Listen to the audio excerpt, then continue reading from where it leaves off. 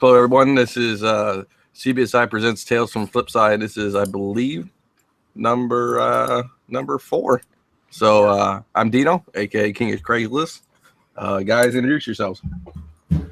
It's Ben S, and there's a tattoo of a fish that has extremely deep meanings. You know what kind of fish that is? It's a koi fish.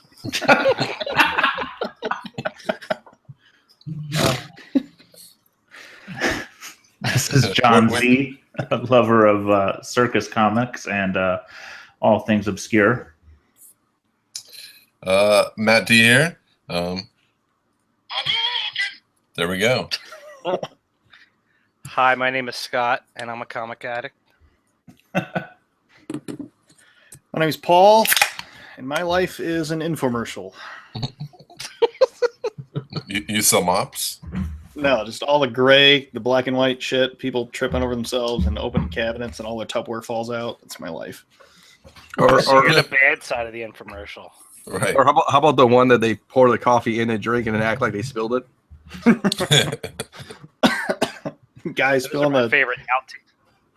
spills that huge ass bowl of Cheetos, and just those things are ridiculous. Do you ever see the pasta one, the one that has the strainer built into the pot, and they're like showing how people are like having trouble like pouring their pasta out of the pot into a column? the pasta's like falling into the sink. Yeah.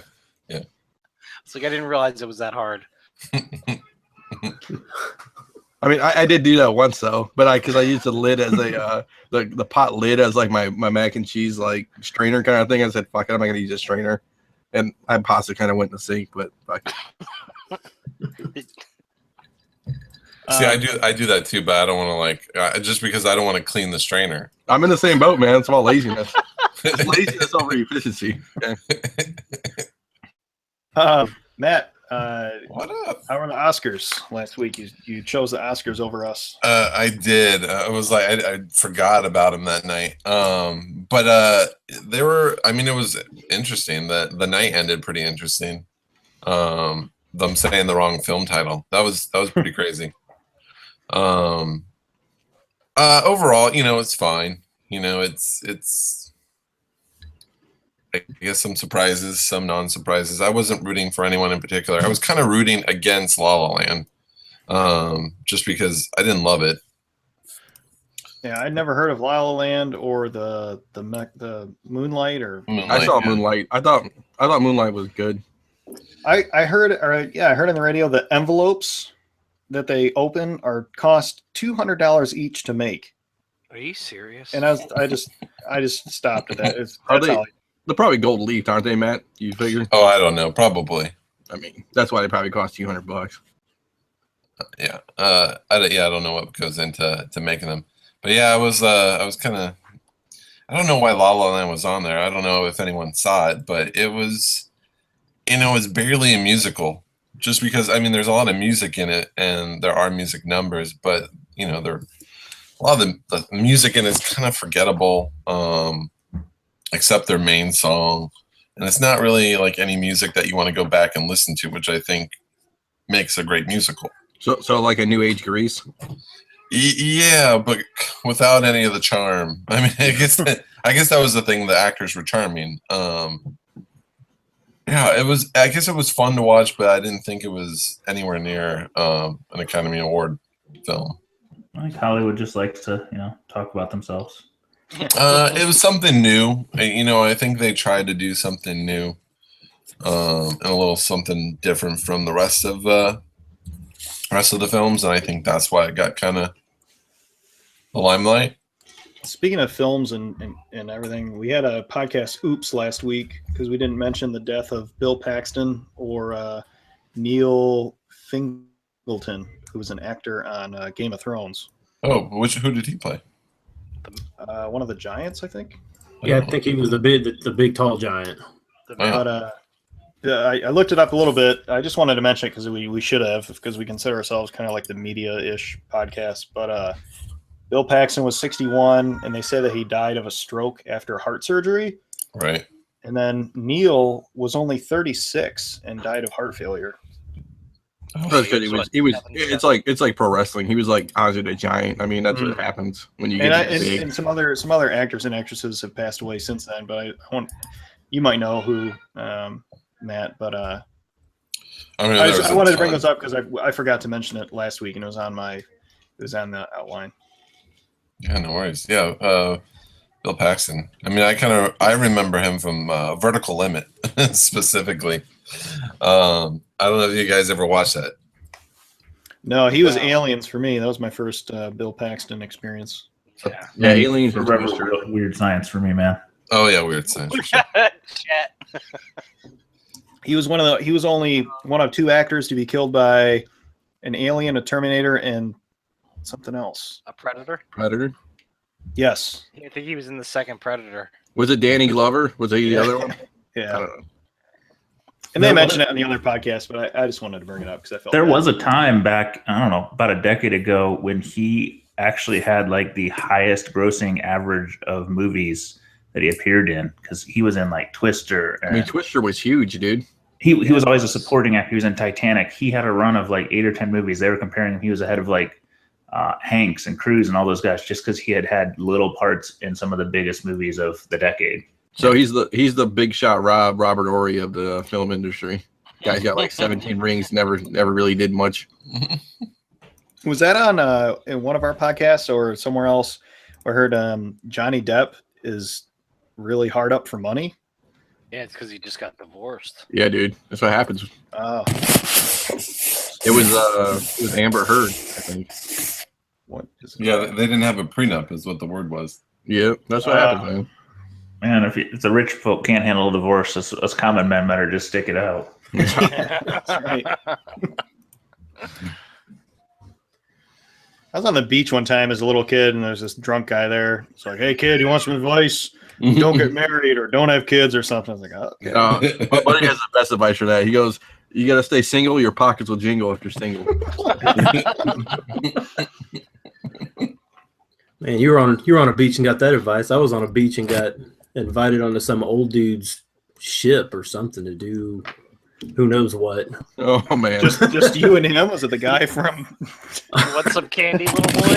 Yeah. It was weird. Yeah, exactly.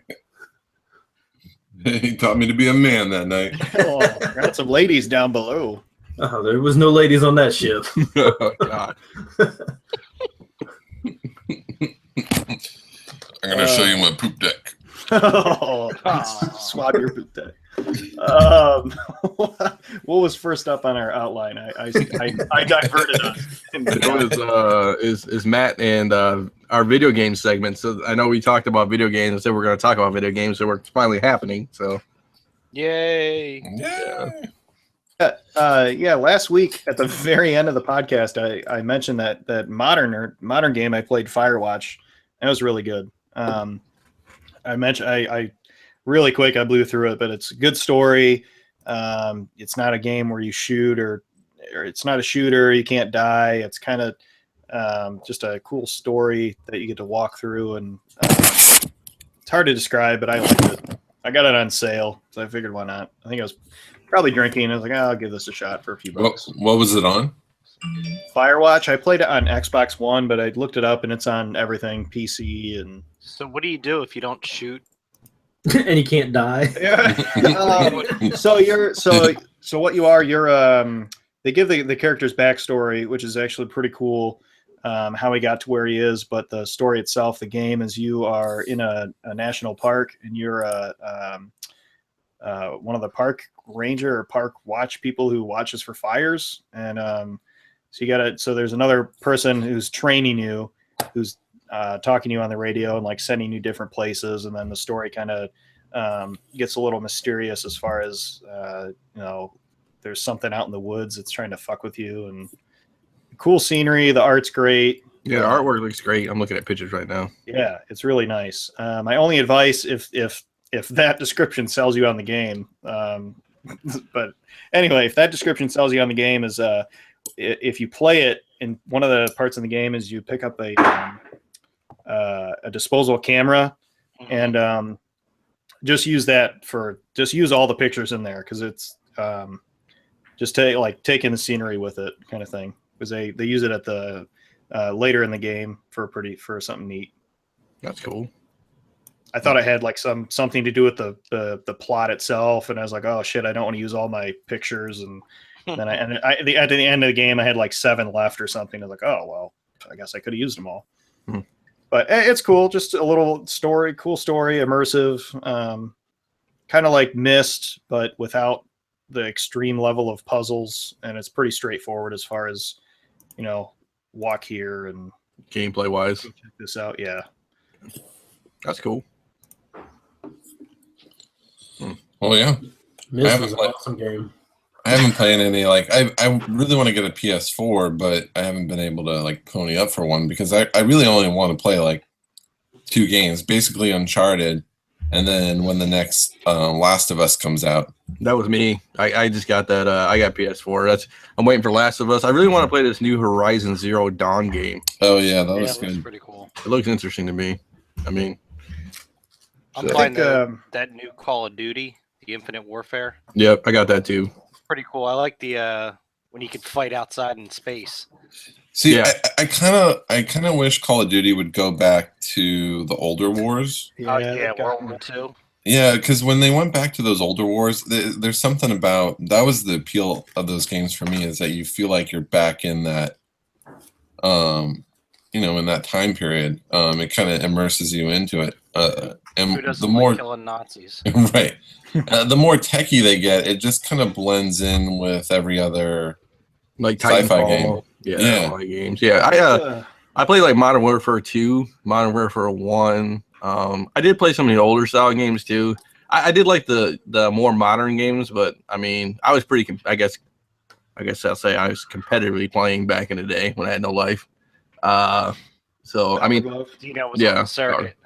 Yeah, I was on the circuit. I was, dude. It was crazy, dude. But Modern Warfare was fun. I mean, we played. I played the older games too. It's harder to play competitively on the older games. Older styles. Yeah, the last one I did was Modern Warfare 2, and then after that, it just started to get a little too wild and just far out there for me. I actually hit it where that kind of comes back again is Titanfall 2. Kind of took that step for me in the wrong direction, where it's just too much, and they changed the artwork a little bit too. It's a little bit too cartoony compared to the other one.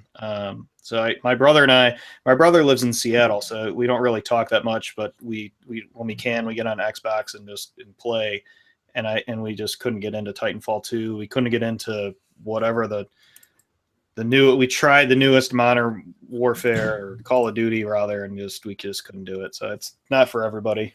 Yeah, I mean, when you start jumping around and stuff, you start implementing crazy stuff. Unreal Tournament was kind of the good mix of it, but when you start bouncing around the screen and stuff, it's it gets crazy. I know young kids like that. I'm an old man in gamer terms now, but it's all the young kids like that stuff. Bouncing around, and they don't have to take it. They just look a million different ways and stuff. It's just the space fighting was disorienting to say the least. Especially the new Call of Duty where you're running on walls and shit. It's dude, I just want to shoot somebody. I don't want to run on walls and have to.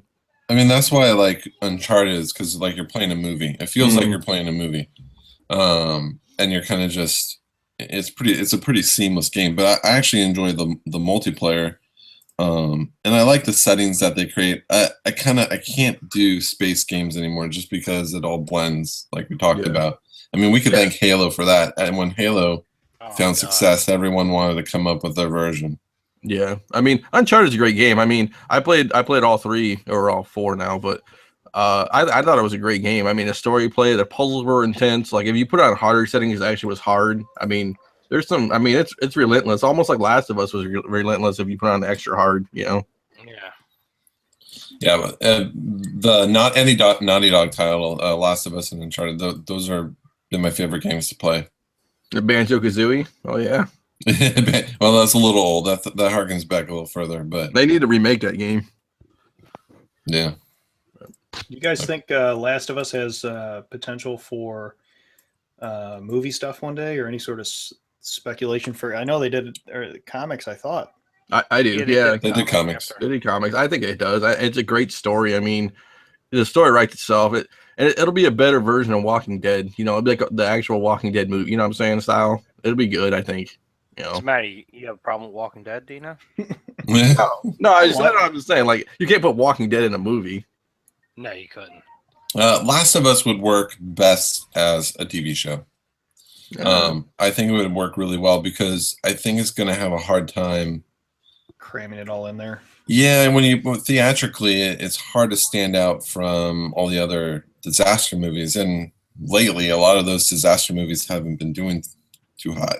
You think they wait, Matt, after Walking Dead's over with and off the air to launch it, Last of Us? Because you really don't want 2 competing zombie movies out there, right? Or zombie shows, I guess. They have 3 right now. There's Walking Dead, Fear the Walking Dead, and then sci-fis. Yeah, I don't think it stops at. I mean, it would be in their. If they were smart, when Walking Dead ends, they promote the next show while Walking Dead is running down, so then people can just transition into the next show. I wonder who would put it on to. What network would do justice? You know what I'm saying? Well, you'd have to go with like AMC or HBO or. I mean, Netflix can do it now. Amazon can do it now. I mean, Netflix would actually be best because they give a lot of their creators space to kind of do what they want. Netflix is good. I have seen 100 times more trailers for Netflix stuff over the past 3 weeks than I ever have. Solo movies, new series. Any word about that, Matt? Is it just like their release time, or what's probably the years? I mean, they're everywhere. I mean, they're doing everything. They just announced that they were getting into the comic books and merchandise, and yeah, the merchandise part too was new. The toy line for their show specifically. I mean, their toy is going to be collector based. It's not going to be, kids aren't going to be rushing out to go get their.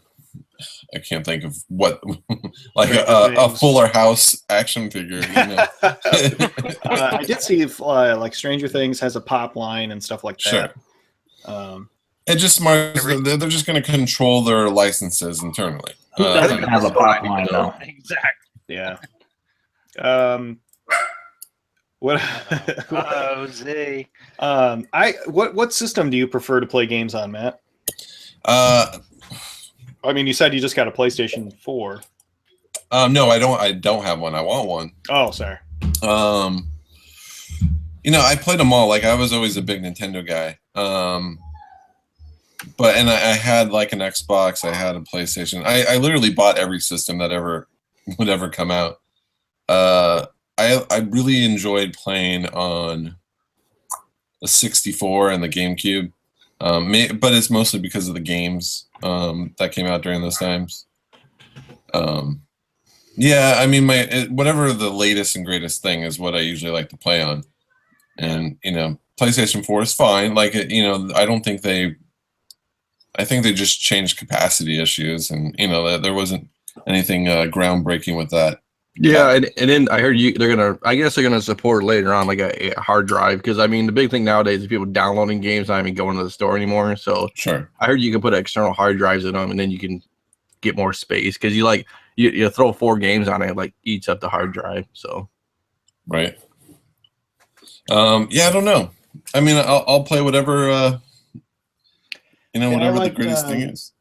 I just had I do Xbox just because that's what my brother was into gaming, and just wanted to play online, so that's the line that I got into. But back when I actually like PC best. It was just easier for me to shoot on shooters. I really like the Splinter Cell game series, so it was just easier. Yeah, it was just easier on PC to aim and shoot and enjoy the game. And on Xbox, I don't know. I can't get the hang of it. It's a lag differential, man. I used to play competitively on like PC and stuff. Like going from like PC to like a console based game, it's like you're so used to like using your mouse and just pointing and aiming and like exact, like, I mean, down to the pixels. I mean, that's how bad it is. Like when I used to be competitive, like down the pixels. But when you go to like, it's just so slow. I mean, and when you speed it up on your controls, like you you X, Y, or you increase the sensitivity and stuff, it just jumps too much. It's not. I just can't hit anything. Yeah. So I just find myself getting angry, and I just have to just take a breath. I'm like, all right. That kind of reminds me. I was watching something on YouTube. It was some guy modded out his car so that the screen would play Doom, and so the controls were like, he would steer to move, honk to honk. He would honk to fire, and he would like shift to change guns. So like he was like in a like a big parking lot, but like doing donuts and like honking constantly. That reminds me of the guys who are playing like Dark Souls on like a Guitar Hero thing. It's crazy. Yeah, there's a strange market or a strange hobby for that. Just beating games using different things, like the Donkey Kong drums and just crazy shit. Yeah, it comes down to like when you start doing that, like it's speed runs is one thing. Like a speed run is like how far you can get to a game on like how fast from beginning to end with loading animations and everything else from start to finish. You can have like world records. It's like Super Mario Brothers, I think it's like 12 minutes or 10 minutes or something crazy like that. But I mean, the variations now, it's like who can one up each other. It's like the video game Hall of Fame kind of. It's like, oh well, you can play on a Guitar Hero. I'm gonna do it on a Donkey Kong drum system and beat Dark Souls. Like, so. I think it's just people with a lot of time. There's one guy who beat Ninja Gaiden without even looking at the screen. What? Yeah. Was it I can't even get past the first board. That game kicked my butt. Oh, I mean, congrats to him because Ninja Gaiden is by far the hardest game on the planet, especially when you get to the end boss. Because when you die, people don't know, if you get to the end boss, you go back to like level 5 or stage 5, which is awful. Well, it's funny if you talk to like any modern kid players, you try and give them a side scroller, and it's so hard for them to play. Oh because they're so used to these open universes where they can kind of move and go wherever they want. Oh, remember Flappy Bird? Remember when Flappy Bird came out? People were getting so pissed at that game, that app game that like it was like when you had like the little bird and you had to go through like the little little block things or whatever. Right. People were getting so pissed at that game. That guy took the game off the marketplace because he made too much money or something. No, he took it off the game. He took it off because people were like giving him death threats and stuff because it was so fucking hard. Oh my God. But people had to, and then I don't know if anybody caught this too. On eBay, like a couple of weeks after that happened, like people were selling their phones. Yeah. That had Flappy Bird on there for like $600. It was crazy. $1,000. I went to one of my halls was that shop that I never heard of, blah blah blah. I don't know if I told the story, but when I was in there, the guy was saying, did I tell the story how the guy the store owner was talking to a buddy while I was flipping through their stuff, and he said that one of the guys goes to Savers, all of the Savers in the area every day, and looks for stuff and found a like $150 game for $5 or $10 or something. I believe it. I mean, when I stop by Goodwill every now and then. But every day, it's like, man. Yeah, not every day. But, you never know. I mean, there are people that go every day. So if you're looking for something specific, you kind of have to get there first. Yeah. Yeah, no, I don't go every day. And the place I go to, it's like, it's overpriced. I mean, you're getting like Super Mario like brother for like $20. Like, yeah, you're not gonna flip it. Right. You know what I'm saying? Well, there's 3 that I go to, and like one sells comics for 25 cents, another sells them for $1 a piece, and then another sells them for $4 each. That's not bad. And so I'm like, I don't really get their. I mean, but they sell the crappiest comics for like $4. I'm not saying about. I had a lot of Gen 13s and Excaliburs and crap like that that nobody ever wants. Exactly. So. 90s X-Men stuff. Yeah. I know we have the NES Classic on our outline. I don't know what to say about that. It was crazy. Prices were crazy, and everyone wanted it. And then have they settled down the prices? I'm pretty sure. Yeah, because Target kept them back. I mean, good for Nintendo, whoever made that. They kept them in stock during the holidays.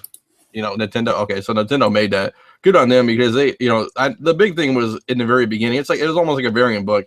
It's like Nintendo ran out of them, and then after Christmas they had so many of them because they're like, oh, everybody's gonna buy them, and then they kind of fell off the shelf again. You know. Yeah, they look like they're still selling pretty well. I mean, I had heartburn with it. I mean, I guess I'll tell my story though. So, I mean, I was looking at NES Classic, but it only came with what, 30 games? Yeah. 30 games. The remote wasn't wireless, which kind of sucked. Cord was short. So you had to sit like 10 inches away from your screen. And then, I mean, at that time, I mean, now you can hack it probably, but at that time, it was all like you couldn't hack it and stuff. I mean, I built a Raspberry Pi, which is like a little motherboard. I don't know if everybody's heard about this, but it's like a little Raspberry Pi. Yep. So yeah, and I made an emulation station. I bought it for probably $75, and I built it myself and put all the games on it. I got every arcade game, every Nintendo game, every Super Nintendo game, every Sega game, every Game Gear game, every Game Boy game. You know, going down the list. At least it goes up to like I think 64, and then like you start getting the PlayStation, Xbox. That's when the games get kind of big, so it's kind of ridiculous to put every game on there. But I mean, I did it for $75, and I have every game known to man pretty much on a thing the size of a deck of cards. I think your common man can't do that. I mean, it's like it's kind of like the Fire Stick and Cody thing. Oh, dude, it's so easy though. I mean, dude, I mean, you could just download an emulator and play it on your computer too. You could do that too. For this one, like you guys talk about that stuff every week, and I feel like Dino's talking fucking Greek the whole time. No, I am. I mean, I just built one for a buddy. It took me probably once I built. I mean, the thing takes like 3 minutes to build. It's like 4 screws in a case, depending on what case you buy, and then the pain in the ass thing is loading all the ROMs on it. Like loading the software system, it takes like 10 minutes. And then, but loading the ROMs, I mean, I think he plugged his in. I gave him a USB stick full of all the legal ROMs that I got from all the video games that I owned. So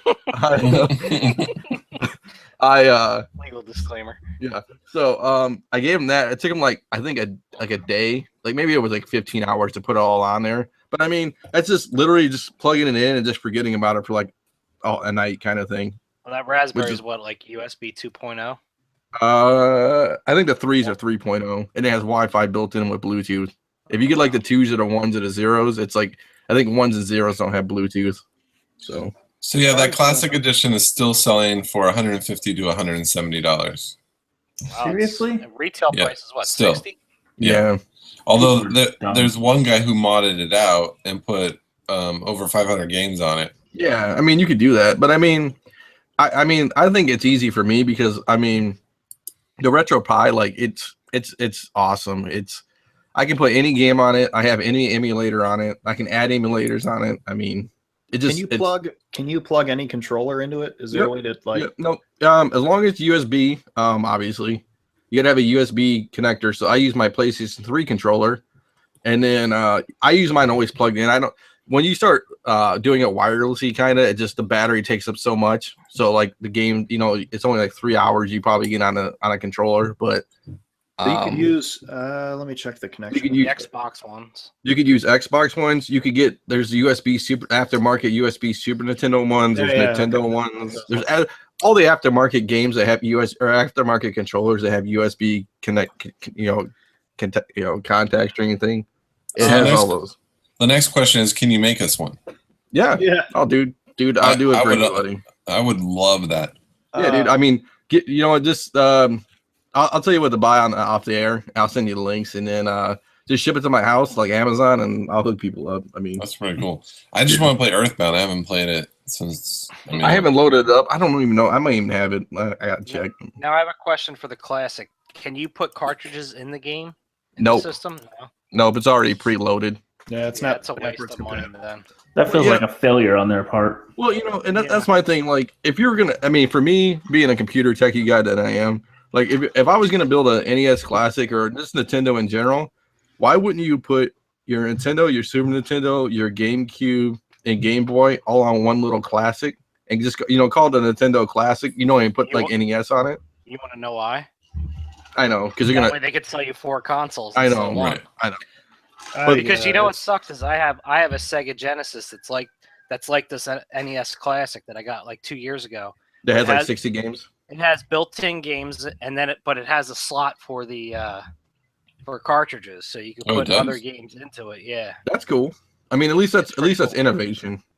And it's got Altered Beast on it, so I mean, you can't complain. Can't beat that. I think it's the same way with cell phones. Like one of my Paul's problems for another day is ordering my Verizon upgrade cell phone last week. But I just like, why can't you make the perfect goddamn cell phone? Like, just put everything people want in it and be done with it. Corner the market, do everything, and just make it decent. There's no money in the cure, Paul. Yeah, pretty much. Yeah. Matt, what game did you want to play? What's that? What game would you want to play? Earthbound. Is that what was that? Was on? It was NES or Super Nintendo. Let me make sure. Let me look.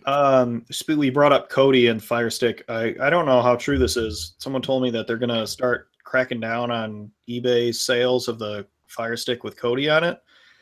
Yeah, I mean, I wouldn't doubt it. It's a trademark infringement. I have Earthbound too, just so you know, Matt. Those are going for on Facebook. They're like $50-$60 a pop, and on eBay they're up to like 100. So yeah, I mean it's not terribly difficult to do, to be honest with you. Like Fire Stick with Cody. I mean it's slow, isn't it? Versus like for a Fire TV box. I mean, I got the Pi. I got the Pi with Cody. I don't have an issue. Like the Blu-ray player that I have that does Netflix is slower than this Pi. So I mean, maybe it's because I have a Pi instead of a Fire Stick. But I can see, like, I had a Roku that I plugged in the back of my TV and it had a Netflix on it, and that was stuttering too. You know, stick or the box. I'm sorry, what that? Was it a Roku stick or a box? Oh, it was a stick. I'm sorry, yeah, a Roku stick. I think all the sticks when modded. I don't know. Maybe I don't have one, so I can't say. But it just seems like it runs slow. I have a Fire TV box. I just haven't taken the time to put Cody on it. But it's another topic. I mean, it's another topic. And then like I'm probably gonna do the cable cutting thing, and then have to figure that out too. I mean, because I got to do live TV somehow, so I got to figure it all out. So that's probably another topic for another day. Yeah. What? Sports is the biggest issue. Yeah, we know people to talk to. We'll get you. Yeah, we got some people. But Mel got a guy for that? Probably. We were talking about like full price versus used for video games versus you download it versus physical disc. So I guess I can talk on that too. So I was a big guy who would go to the store, and I never traded my games in. My cousin, on the other hand, would trade all his games in, which is smart. I mean, you beat a game or you don't play it enough, it's like, what are you gonna do? Just let it sit there. But the new thing nowadays, is I figured out, is instead of going to like GameStop or something else, getting a used game, you can get because sometimes you get like codes to give you different weapons or whatever incentives. You go on eBay and you can get sealed games for like a $60 game for like $40 sealed on eBay for new games. Oh, absolutely.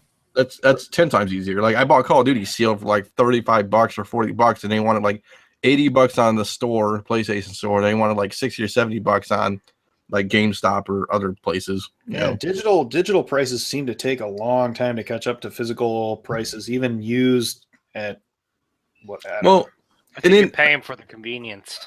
Yes. Well, and the other thing, it's really not too convenient too, because when you download a game, it's not like it's instant, man. I mean, these games are getting like huge. I mean, they're like gigs and gigs, man. I think that Call of Duty one was 58 gig, and it took like 4 hours to download. Oh, dude, and it's not even that. Like the physical disc is the other bad story. So like you figure you pop in a disc nowadays. I mean, we're all old, but it's like you pop in a disc, you can play the game. Nowadays, it's like you pop in a disc. It's like, oh, I got to download this update, and it's going to take 2 hours to download the update. It's like I just want to play the game. You know what else I noticed as far as load times? My brother likes to play Battlefield 1. Yeah, and it takes us longer to get into the fucking game than to play it. Yeah. Loading it and then waiting to join a server, and then you're in a queue, and then oh my god, it's just and then the shittier part is I play Battlefield 1 too. So it's like you sit there and then like you try to get out of the damn game and it like freezes or you shut down because it's got a fucking bug in it. Goddamn EA. And then one night we just said forget it. We switched over to Battlefield 4. Mm-hmm. It was like instant, right into a game, like boom. Paul, nobody's playing Battlefield 4. But anyway, I like to download it now versus the physical disc. I don't have to worry about flipping, taking the disc out, taking it back, put it back in. And I hooked up an external hard drive to my Xbox. So I think it's going to help PlayStation if that's the market you're waiting for. And I don't know if it's out yet. The new one that can do 4K. I don't know either. What is that? The new PlayStation that can do 4K. Oh yeah. Is that the Pro? I got the Pro. I got the Pro. Maybe that's what it does. I don't know. I don't even know what this thing does. That's how out of it I am. I guess I gotta get a 4K TV first. Yeah. I got the Pro. So I guess the PS4 Pro has 4K on it, but I don't have a 4K TV. So I mean, that's the other thing. So now you buy a Pro, which is like what, $400, $500, whatever you want to call it. Then you got to buy like a $600 TV, right, or $700 TV. So you're like $1,200, $1,300 to get into like video gaming again. It's almost like a new computer, almost, man. It's crazy. Yeah. It's funny, like I'll wait till my TVs die, but like, you know, I'll upgrade my phone and my video game consoles. But the one thing I use every day, constantly, it's like just not getting it's like not investing in your mattress. Right. Yeah, I mean, I use it every day. I got my TV and I got a good deal on it back in the day. I got a Bravia and it's a 52-inch, but I got it off the Sony refurb store back in the day. I don't know if anybody, it was like Sony refurb stuff. And it has one dead pixel in like the bottom right quadrant, I would call it. And it's, unless it's like the screen's like pure white, you're never gonna see it. But, drive me nuts.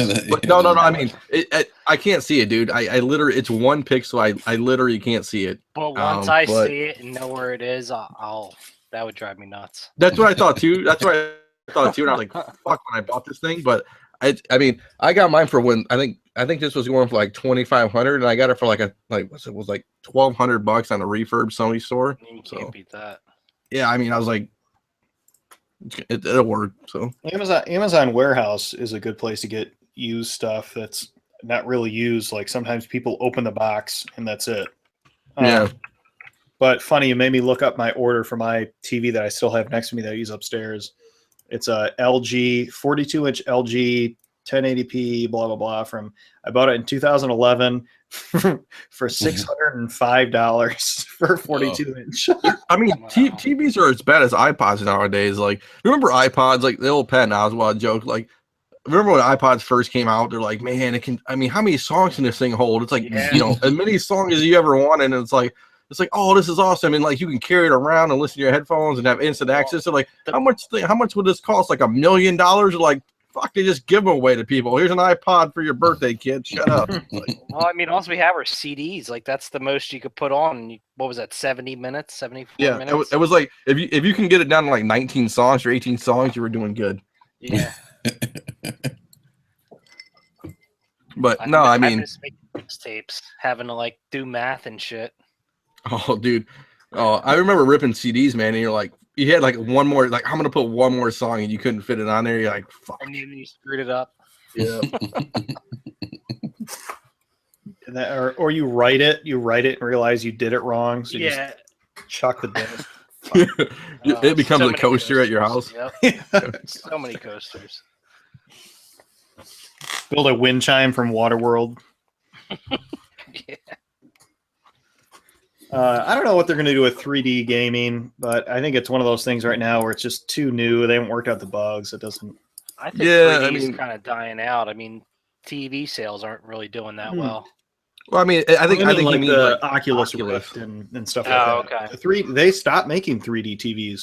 Yeah. Yep. And they don't make. I don't think they advertise 3D movies and glasses and all that shit. I mean, it's like HDTV. It's like, when I first started, the 3D craze was coming out. Like, who wants to watch The Office in 3D? Nobody's gonna watch The Office in 3D. But it's like they're right there. Yeah, it kills me. It's like, I thought that too. It's like, Avatar in 3D, awesome, right? I don't know, even like Predator in 3D, awesome. But it's like The Office and like all these rom-coms, like nobody's gonna watch that shit in 3D. It's like, it's like HD DVDs. It was a dead market before it even started. I borrowed a friend's set of a friend's movie, and a DVD rather, and I put it on this LG, and I changed the settings like top notch, everything, max it out in vivid mode and all this shit. It was disorienting. Like I wanted to, it wasn't 3D, but it was just too real. It didn't like it. It's really crisp. If you it was too. I don't know how to describe it. It was other than like it was too real, too vivid. It was like real life plus HD. I don't know. Yeah, you just have to turn down the processor, and it was like better. Something. But I have some Blu-rays too, and they actually kind of look the same. I played a Blu-ray on my Xbox One. I think I had Vivid Mode on too, just to see what it looked like. But it was like, yeah, I don't know. I might have to mess with the settings, but it was almost too much. Yeah, I mean, I hate the new TVs where like delays. You know how the new TVs like I don't know if 4K does that, but like you know how you get like newer TVs and it like delays. Like somebody's like walking in a scene and it like stops for a second and then it moves like fast, kind of. I don't know. Maybe it's me. Maybe that's a setting issue too. It could be. Dino and I's settings problems. Yeah. Dino, you don't want to be in the same problem with Paul. No. I know. I know. Welcome to my black and white infomercial life. I gotta see him next weekend, so hopefully we don't have any problems. Oh man. Oh, that is undoubtedly not gonna happen. Yeah, well, you know what's gonna happen, Z? I'm gonna sell that Harley Quinn doll, and he's gonna walk away again, go to the bathroom. I love how you called it in the hall. We did get our booth is right by the bathrooms again. So I will be at Toledo Comic-Con by myself. I Paul's in the bathroom, so let's stop on by. Let me know. Well, is Neil Adams there? Because that's why Paul keeps going. We talked to Neil. I talked to Neil last time he was in Indy. He's a good guy. He's all right to me. I found out. Did you guys see the picture of the Toledo special guests? The one was the picture of Swamp Thing with the like red line over it, like no Swamp Thing or whatever allowed. No. I think you made a joke about that. It says That sounds racist. it's called Black. I have the website. It's called Black Swamp Ghostbusters. It's some charity thing based in Toledo. So I don't know. Anyway, I thought. So are there any real guests there? There is the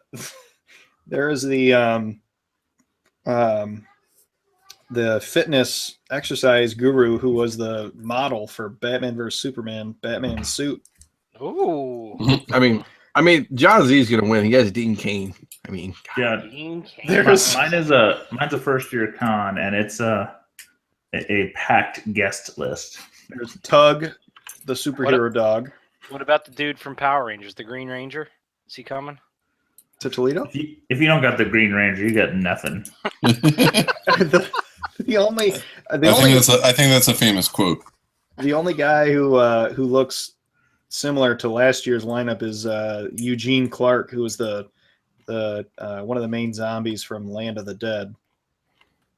That's about it. It's kind of a B list, but hopefully we'll sell some books. You're really not selling this, Paul, like I thought you would, but people show up. Ours is actually kind of for a new con and kind of a small town, middle of nowhere. It's interesting ideas. They're trying different things. So as Dino mentioned, we've got so it's Heroes Con in Elkhart this weekend, and they've got Dean Cain. What state is Elkhart in? Indiana, northern Indiana. A lot of cons this weekend. Lexington and Kentucky has one too, so it's very interesting. They have 3 of them in connecting states the same weekend, though they're all kind of small ones. They got Alan Bellman, who's a Golden Age Captain America artist. I've seen him kind of doing some of the circuits. So that's a bigger name for a small con, so that's interesting. But the other things they're doing is they've got one of the Marvel stuntmen. I guess he's pretty much the main stunt guy in most of the Marvel movies. Captain America stunt double, a couple others, and he's going to do a performance in the middle of the con. So that they've got it's in a theater. So he's going to do a stunt performance. And then the other one that's kind of outside the box is they've got Mystery Science Theater 3000 coming, that's and cool. At 6 o'clock, once the con shuts down, they're going to actually do a movie and do a live live event. That's pretty cool. That's definitely different ideas. Yeah, and then they've got no more comic creators, but a lot of animators, like people that worked on He-Man and some of the stuff we grew up with. So that's pretty cool. But like I said, at least they're trying some stuff outside the box if they couldn't get the big names. But are they going to have the speed dating? Is my concern. I didn't see that. That's always the Paul type thing. I mean, The good thing about ours, I don't know how many vendors you got, comic vendors you think you got. Yeah, let's rewind this, Dino. Sell Toledo Con, because it's a pretty small sales floor. I think there's like 35 or 40 vendors, and it looks like maybe I've heard anywhere from 8 to a dozen comics, but a lot of them are games and toys and things. I'm in the same. I'm in the same boat. I got like 40 probably, and I got like maybe 50, but I got 10. It looks like 10 comics people. So I think we're good. We got a nice spot by the bathroom. Everybody's going to go by us, even if they don't want to. Dino, I think you need one of those child leashes for Paul, so when he goes to the restroom, you can pull him out if you need him. That's probably true. I'll be there. So if I know this podcast is really, really great. So if people want to get something signed, we get a CGC witness and stuff.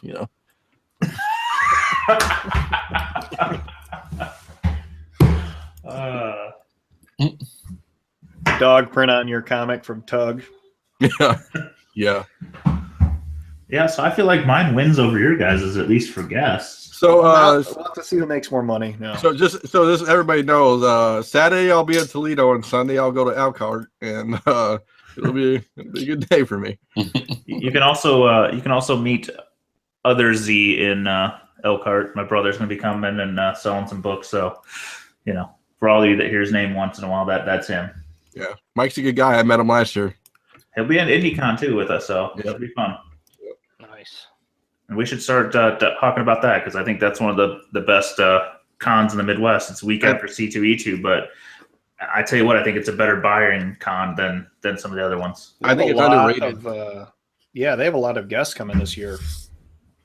Tons. A lot of heathens. Well, it is Easter weekend, but I mean, that's what a lot of people are. A lot of people were worried. Oh man, Easter weekend, and then they start banging out these guests that are going to come. Yep. So I think we got Daredevil. Yeah, I think we got fucking Rudy. Right. I think the men of the world can turn it into a family trip, family weekend. I think I don't think the attendance. I guess we're kind of sidetracking here, but I don't think the attendance is going to be that big of a deal. I mean, you got to think Sunday's going to be slower than a usual Sunday, but Sundays are never your money making day. No, I mean it's going to be Saturday. It's going to be Z. It's going to be twice as packed as it was last year because it's Saturday, and there's like nothing to do. You know what I'm saying? Everybody got the time off and stuff. Oh, that's the other thing is, oh man, I got to go see. I'm stuck with family on Sunday, so where am I? All right, I got to get it in on Saturday, so I'll do. Got to get it in. Yeah, I guess for us in SoCal, we're doing WonderCon, so that should be fun. I haven't been to WonderCon for a couple of years, 2 years, so it'll be nice to go to that. Well, we're not going to compete with that because, it's Indiana still, but right. Yeah, there's really no one exciting that's going to be at WonderCon, which is kind of weird.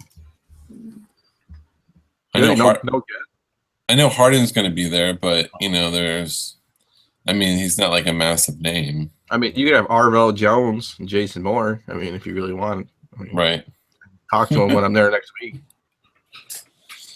Yeah, it's pretty. I'm looking at the guest list. There's really nothing too exciting. I don't think the creators are very big at ours, but it's kind of always hit and miss for creators. I think got a lot of celebrities. I think this is Toledo's second, I think it's their third annual Fantasticon. So it's still starting out, but I've asked around, and it's gained audience, or it's gained attendance every year. So I think we'll be all right. Yeah, I mean, if the prices will be paid, I mean, it's not that bad. Oh yeah, the table's cheap. I mean, we're joking about the guest list, but I mean, people will be there. We'll sell books. I know Jessup Rupp said he's going to be there from CBSI. So anybody else who's going to be there, let us know. We'll keep an eye out for you. Yeah, I guess we'll talk about the booth. Do you want to talk about the booth? Our booth is CBSI/F5. So yeah, they had Paul Wiederhold there. They spelled my last name wrong under the vendor list. So I emailed them and they fixed it real quick. But speaking of Jessup, he has family in the Toledo area, so he came by and posted a pickups post from like all, and it was a pretty good haul post, and all of it was in Toledo, like right under my nose. I'm like, oh, I guess I should have gone out that day, but he got some good stuff. Be out there hustling, Paul. I know he got a Catwoman 51, some God Country, a whole bunch of the Hawkman, Sinkovich, I think it was. And you say there's nothing out there, man. You're killing me. Well, a couple of his books are from the store I don't go to. That's another. I'm gonna go there, dude. I'm gonna go there. We'll have to do it before we start the second day. Well, the second day starts before the store opens. That's Saturday is 10 to 5, and Saturday is 10 to 6. Sunday is 10 to 5. I gotta think of something. I'll think of something. Just leave. Go for it. Yeah, I guess I could just leave too. Pull a Ben S. It works. It works, he said. Big sales. All right, so should we get back to the video game topic? Yeah. Yeah, so, it kind of brings us all back to the Nintendo Switch came out on Friday. Crazy stuff, man. A lot of people waiting for that one. Yeah, What's the deal with that one? How does that work? I mean, basically, if you know Nintendo, they want to control everything. They didn't want to move to a digital market. And actually, when they dipped their toes into it with Mario Run, it was kind of a big failure for them. Although I think it did pretty decently. But it started off good. It was kind of like Pokemon Go, where it was high. It was the shit, and then people stopped using it, right? Well, the problem was you can play like the first 4 levels for free, and then you couldn't just buy per level. You had to buy it. You just had to commit to buying the whole thing. It wasn't that expensive. I think it was like $10. But people generally don't want to do that. If they were smart, they would have done it for free and advertised their Switch within that app. That's a good idea. That would have done pretty well for them. And do what other people do, where you sell coins, to help boost your gameplay. But anyways, the Switch, they're in Nintendo's attempt to control everything. They created this console where you can, take out this mobile version of it and pick up the same game that you're playing. So the quality is exactly the same. You then dock your iPad. It's like a little Nintendo iPad, and then you can play it on your TV. My problem with it, and a lot of people's reviews, is that the joysticks are too small. They're not very comfortable to play with, especially if you're a regular gamer. But the aftermarket should take care of that, right, Matt? I mean, I'm sure there's going to be just like everything else. I'm sure there's a full size controller you can buy. So I mean, there's ways around it. My big problem with it is that it's still 720. It's like come on. Yeah, it's 720. It's as big as they get. Yeah. No, not the price. Okay. The 720p. They're barely HD. It's. Zelda looked badass, though. I'm not gonna lie. I just wish they would, really amp up the technology. I feel when I play them that they just keep reskinning the Wii. Even when it's kind of like a reskinned Wii U. But for me, it's playing the games. Like, I'm excited about their new Mario game, and their next Mario Kart, and if they do another Smash Brothers, that's going to be really hard. I'm a huge Smash Brothers fan, so when that comes out, it'll be tough with Smash though, because like when you play Smash, it's like they started like reinventing Smash. I watched a documentary on like YouTube. It was like a bunch of Smash stuff, right. And when they start, I guess for lack of better terms, messing around with the gameplay of it, I mean that's when people like purists get problems and stuff. So it'll be interesting what their take is on it. Yeah, well, they just add in new players, and that's the thing. The roster gets massive, which is what I usually enjoy. Well, I think it's like even like, is it like what is it? Is it like blocking and stuff? It's like I guess when you play competitively, it's like, is it like blocking? It's like for Smash Brothers? Yeah, it's like some kind of weird term. Let me look it up. It's like It's like it's like pixels and stuff. Like you get down to it, it's like pixels and blocking and like for like crazy stuff. I mean, I don't remember what it's called. Gameplay for the quality, the video quality, or no. When it gets down to like gameplay and stuff, it's like because there's like a thing like if you watch it, it's like you can like block. I mean, it's like fighting games in general. Like when you play fighting games, it's all about offense and defense like a chess game, but it's like the way they play, like you can like if you hold back and do like left and like hit a button, you can like block and then you can like counter and stuff like that. I think that's what they were messing with the newer games. I think I was hearing on the YouTube stuff, but then the newer Smash Brothers that came out, they were trying to reinvent the gameplay, right? For like Brawl and stuff like that. What game would you guys want to see from back when to have them redo? Oh God, like 100%. Like they were going to do the same story, the same everything, just totally revamp the graphics and. Well, they've been doing that, and they actually been doing that in their like basically their Nintendo market, their digital market, where they like for example DuckTales, PlayStation Store too. Yeah, it was like they redid DuckTales to make it like really up to date with the graphics, but the same gameplay, but it looks amazing. DuckTales is a tough game too. DuckTales is tough. I would love an updated Roger Rabbit. I don't know if you guys ever played that. Woohoo! Well done. That show. Well, and they're redoing DuckTales. Did you see the trailer for the new version of DuckTales? No, I gotta see that. Not seen it. I did see that. that. It's coming out. Yeah. Coming back. It does sound a little different though, because all the voices are all different. So Scrooge McDuck doesn't sound like Scrooge. It's not our I'm podcast sure he's dead. where everyone sounds Isn't Scrooge McDuck though the Purple Man? What?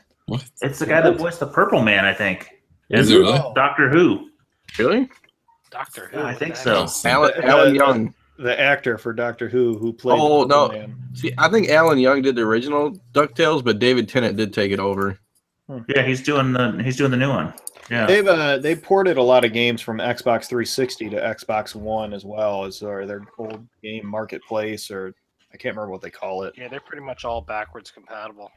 Yeah, I mean, porting games is tough though. I mean, like if you're just updating graphics stuff, one thing. I mean, like Metroid Prime. I mean, you could port that game over. That'd be cool. You know. Yeah, I was reading an article on why.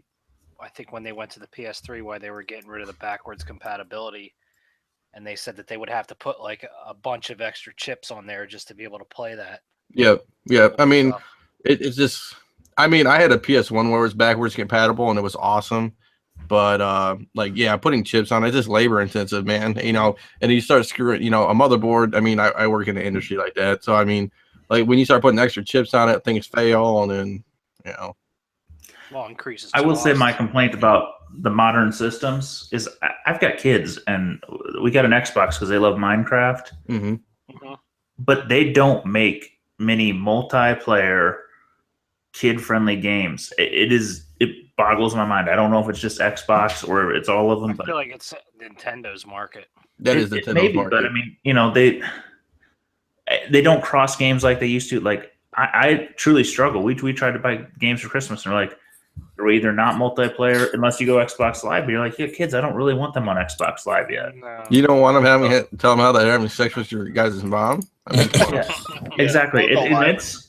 I mean, I've heard, you know, Nintendo's friendlier, but you know, then it's just interesting that they're not crossing the other systems with some of the kid-friendly games. I think it's a generation gap too. I mean, like, you know, the younger generation, like, there's kids out there who are like 8 years old playing Call of Duty. You know, it's like, well, I'm sure there are, but I mean, I mean, my kids end up playing iPad because they're like, well, we've already played Plants vs. Zombies 100 times, and they'll do some Minecraft, but it's like Xbox wheeled them in with Minecraft, and then they didn't offer them anything else. Yeah. It's called. It was released a while ago. It's Rare Replay for Xbox One. It's a 30 hit games on one Epic collection, but then they've also ported some other Xbox 360 games. There's a lot in the marketplace. And like if you owned it on Xbox 360 through your account, they'll let you download the upgraded version for free to Xbox One and stuff. So yeah, it's being done. It's being done. But anyway, you were saying about your kids, and it reminded me on the way to see Logan tonight. I was listening to the radio, and they're having a resurgence in etiquette classes because people don't know how to talk to each other anymore. The millennials don't know how to talk face to face other than texting and shit. So they're having classes on how to talk to each other again and how to like set up your dinner plate and learn manners and shit. I'm like, this is a real thing? Oh my god. Things their parents should have taught them. Yeah, Z, do you got Xbox One? Yeah. I mean, do you play like the Lego games? Yeah, we do, but they get a little repetitive. How about the Disney is it the Infinity thing where you had the little statue things? You played that? Yeah, that's a pretty big buy-in. The huge limitless buy-in. Dude, it's crazy. I mean, I played it. Got tons of those. I mean, talk about if you want to like get into that cheap eBay. Yeah, you can buy lots for like $30-$40. Well, they don't make them anymore. They stopped making them. So right. Yeah. The same with like Skylanders. Yeah, Skylander. Yeah. What's the most recent one they stopped making? That was Infinity. Yeah. Let me see. Because they have that, and then they have what's the other one, Matt? It's Kingdom Hearts, but that wasn't Xbox. I think it was PlayStation only. They already stopped making it. They already stopped Infinity. Yeah. But it was actually a big success. I mean, a lot of people were trying to chase it. I mean, they didn't think that they were going to do that well. And it actually did pretty good. But people move from, on from video games pretty quickly. Yeah. Maybe I'm thinking, wasn't there a similar one? I must be thinking of something else. There was a similar one where they had like they had like Simpsons characters and Portal and Back to the Future and all the you could like Dimensions. Lego. Yeah, I was gonna say Lego Dimensions. Lego Dimensions. That was the one that I was thinking of. That's a huge black hole of money. It just crazy. So yeah, I'm sorry, I confused the two. But it's interesting. Everyone's been trying to navigate that digital and physical market, and that was kind of the attempt. So what's the next big thing? Who knows? I mean, Pokemon cards are kind of back. I don't know if you guys have kids, but I mean, it's massive. Every kid in line are like bringing their binders full of Pokemon cards. Yeah, my daughter's 3.5. It ebbs and flows, but I don't think it ever goes away. I see kids. I think it's Minecraft and like kids watching other kids like unbox stuff. That's what I see. Oh god, yeah. My kids watch unboxings and they watch freaking. They watch people play video games. Yeah, people play Minecraft. That's what the new kids. I mean, I watch it all the time. I'm like, hey, what are you looking at, kid? He's like, I'm watching some kid play Minecraft or some dude play Minecraft. Instead of playing the game himself. Yeah, he's like, yeah, dude. I'm like, and the funny thing is, like, I'm old, so I'm like, I don't play Minecraft. I don't even know what you do. And he's like, yeah, dude. He's like, he's trying to build this thing. I'm like, okay. He's like, yeah, man. And then he's like watching another video. It's like, hey, I'm watching this guy unbox this thing. I'm like, okay. It's the dumbest things too. It boggles my mind. Like, I can understand if you're like poor and you didn't have anything, and like, hey, I want to watch somebody else unbox some cool gifts. But like, it's like commercials, though. That's what it is to them. They're watching a commercial. Hey, I will say, like 2 weeks ago, I did watch a YouTube video of somebody going through Mike Tyson's Punch Out from beginning to end, just in like record time. So that's awesome, though. Well, that's pretty cool. Yeah. No, but I mean, there was a month where my kids watched some guy play Plants vs. Zombies. We're talking hours and hours and hours. Was it a speed run though, or was it just just like previewing the game? Oh, we're gonna play the new version. We're gonna play this character. We're gonna do this. I mean, I can watch speed runs of games, like old games. I mean, that's cool to me, but I don't get it. I don't get it. I don't have PlayStation, so I tried to watch a walkthrough, or someone playing another word for it, walkthrough of The Last of Us on PlayStation or PlayStation 2. Yeah. See, I got a little ways into it, but it was like 12 parts of 45 minutes each. So just like, I mean, it's a great game. I want to watch it because I haven't played it, but I'd rather just save up and buy the system and play the game myself. For Last of Us? Yeah. Maybe the kids watch these YouTube videos because the game people don't fucking put out kid-appropriate games. Well, I can talk to that directly. My kids watch it too. They like to watch it because, like, for example, these Minecraft people specifically, people send them stages that they've built and they want them to go through it. So they'll like walk through these custom built levels, and some of them have like little storylines kind of built into them. So it's like stuff that they wouldn't really access, and pretty cool levels and things that they wouldn't be able to access, but they like watching other people, these people go through it. And some of them, and then other people create stories. So they make up it's like an animated show, but it's like this original story that these people on YouTube made. But I mean, I'd rather watch Super Mario Brothers level editor than Minecraft, I guess. I mean, that's just me in general. I just think we're too old to get Minecraft. Yeah, maybe. Have you guys seen that, the Super Mario Brothers like level editor? Have you guys seen that? Yeah. I mean, some guys make some crazy levels. Like, basically, what you can do is, if people don't know, is you can make a Mario level and then have other people play your Mario level, and it's like the craziest. I mean, it's super hard. I mean, there's ones that are just insane. Like, you got to hit like every pixel and every jump, and it's like there's ones where you don't even hit the floor. Like, you get like one little one little starting spot, and then you just jump from like place to place and hit turtles and jump, and it's crazy. There was one that I saw where you had to jump through. For example, like there's like a little ring of fire stuff that you have to time to jump through.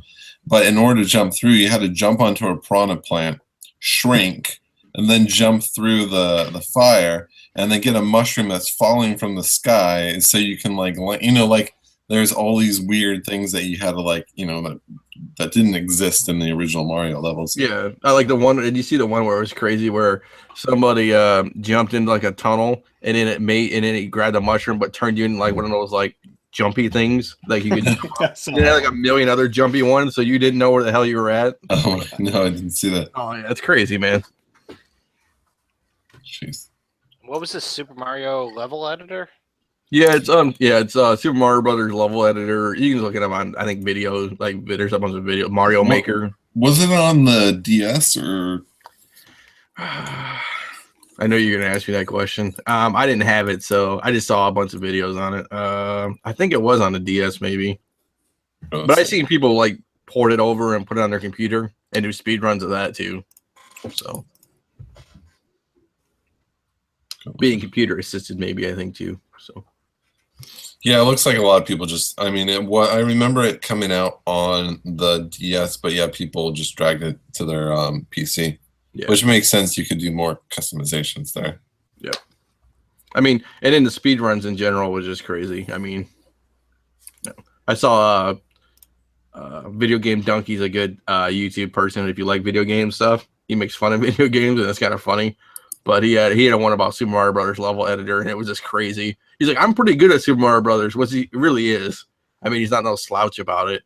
But he was getting frustrated. It was so funny. He's like, and the 95th time, he was playing the same level for like 100 times. He couldn't get it.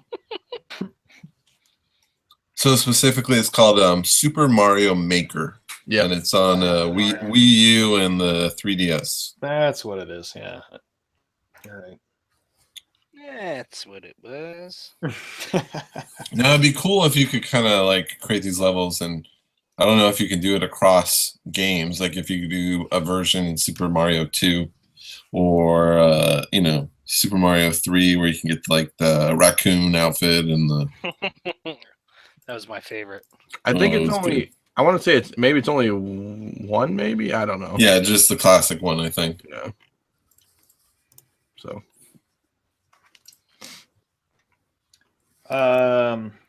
Scott.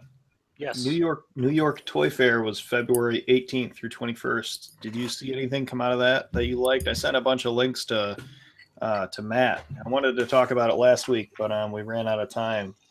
I didn't really see much. Really? No. I found a bunch of stuff. What'd you say? Ninja Turtles. Yeah, there The Ninja Turtle ones are pretty cool. They're like the original movie series one.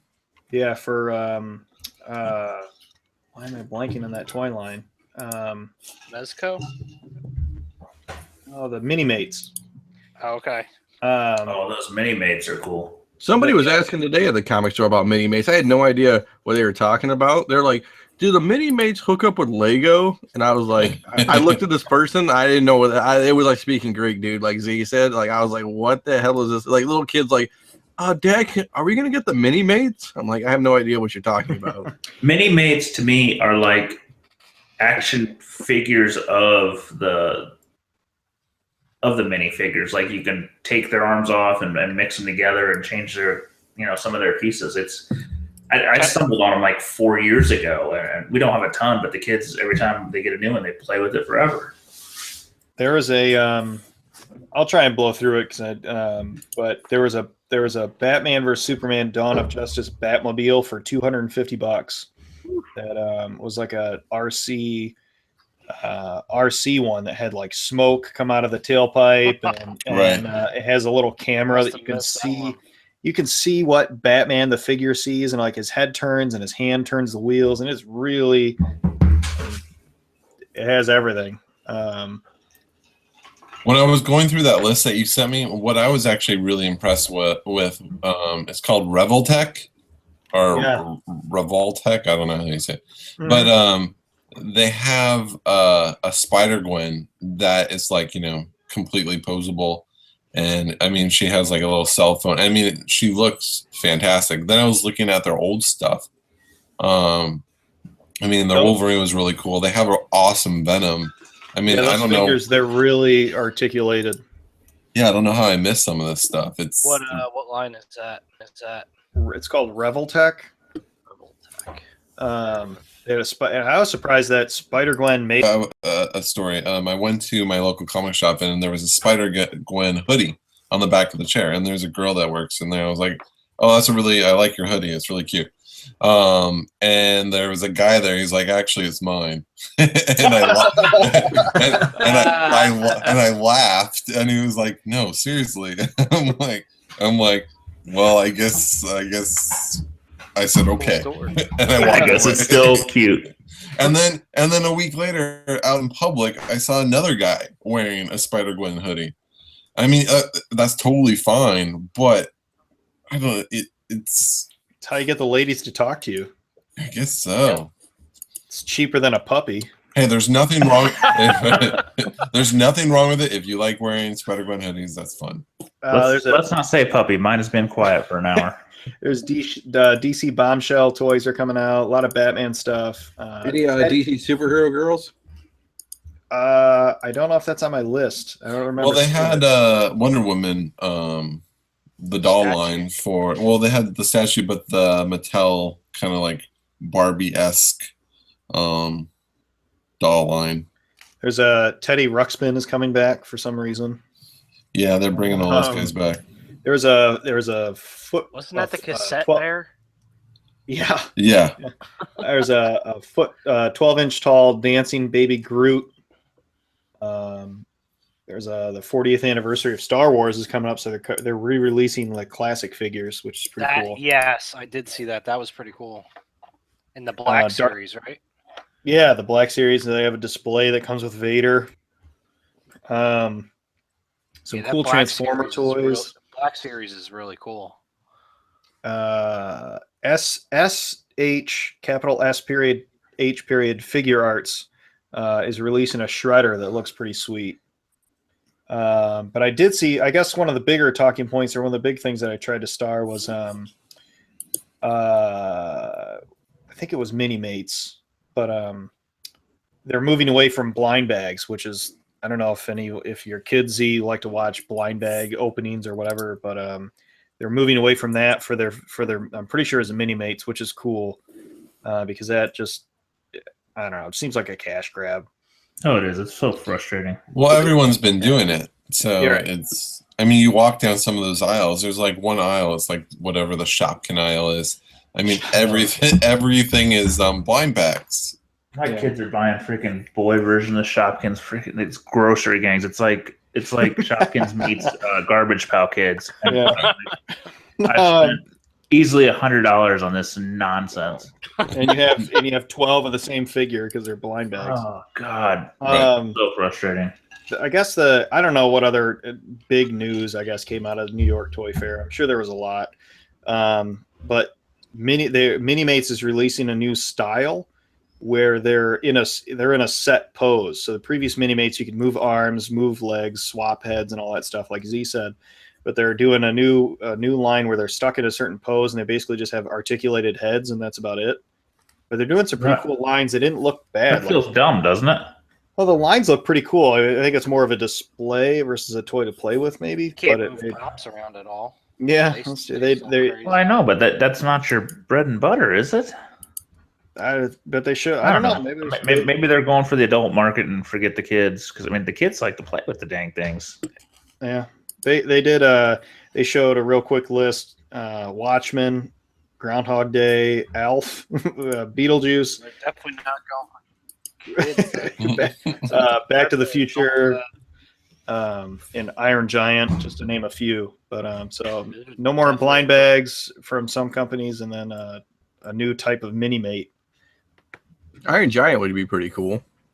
Yeah. Speaking of toys, I wanted to give a shout out on our Google Plus. There's a toy page that I'm part of. There's this guy out there, Grim Reaper, and he collects. God, the stuff he gets is crazy all the time. I don't know, yeah. But he's kind of keeping our page alive. So shout out to him. But he gets a lot of cool stuff. He does. But he's a heavy poster. He's got some cool stuff out there. Yeah, and then I had a bunch of miscellaneous topics. I don't want to just go on forever, but anything else, Matt, from Toy Fair that you heard off of this list or off? Just a lot of companies trying to move into the tech space. I mean, so many 3D printers, people trying to integrate technology. But the problem with these toy companies, and they have to do at a lower price point, which means a lot of the technology suffers. So I don't know. There wasn't anything that people were, super excited about. I didn't hear about anything. There's a cool Superman Doomsday posable figure set. Yeah, I saw that. Running down this list, Pokemon Mega Blocks. Let's see. Mega Blocks of fake Legos. Yeah, the fake Legos. What's the Mega Blocks and Creo? That's the other one. And then I had a link to Creo's, another knockoff Lego kind of thing. But anyway, I had a link, Scott, to your Transformer toy that you posted a while back. Oh, the Masterpiece Soundwave. Yeah, what company is that by? Where'd you get it? It's Takari Tama. I don't remember. Yeah, that one is Takari Tama. It's like a Japanese or a Chinese company.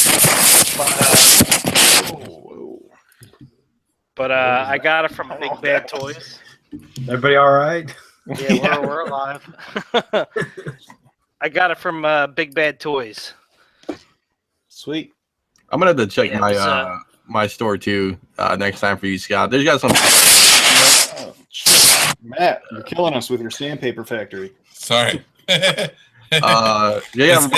actually my mouse going along my desk here. Really? So I gotta That stop. was a cat. Nope. Nope. But no. Yeah, if anybody has those Transformer Masterpiece figures, they are incredible. Did you open it?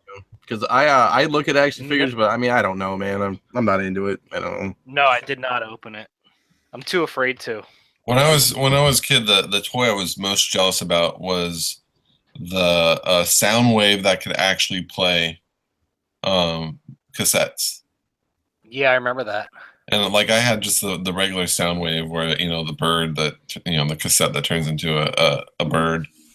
But man, the fact that it was like a rumor that there was an actual functional one, and I never saw it in person.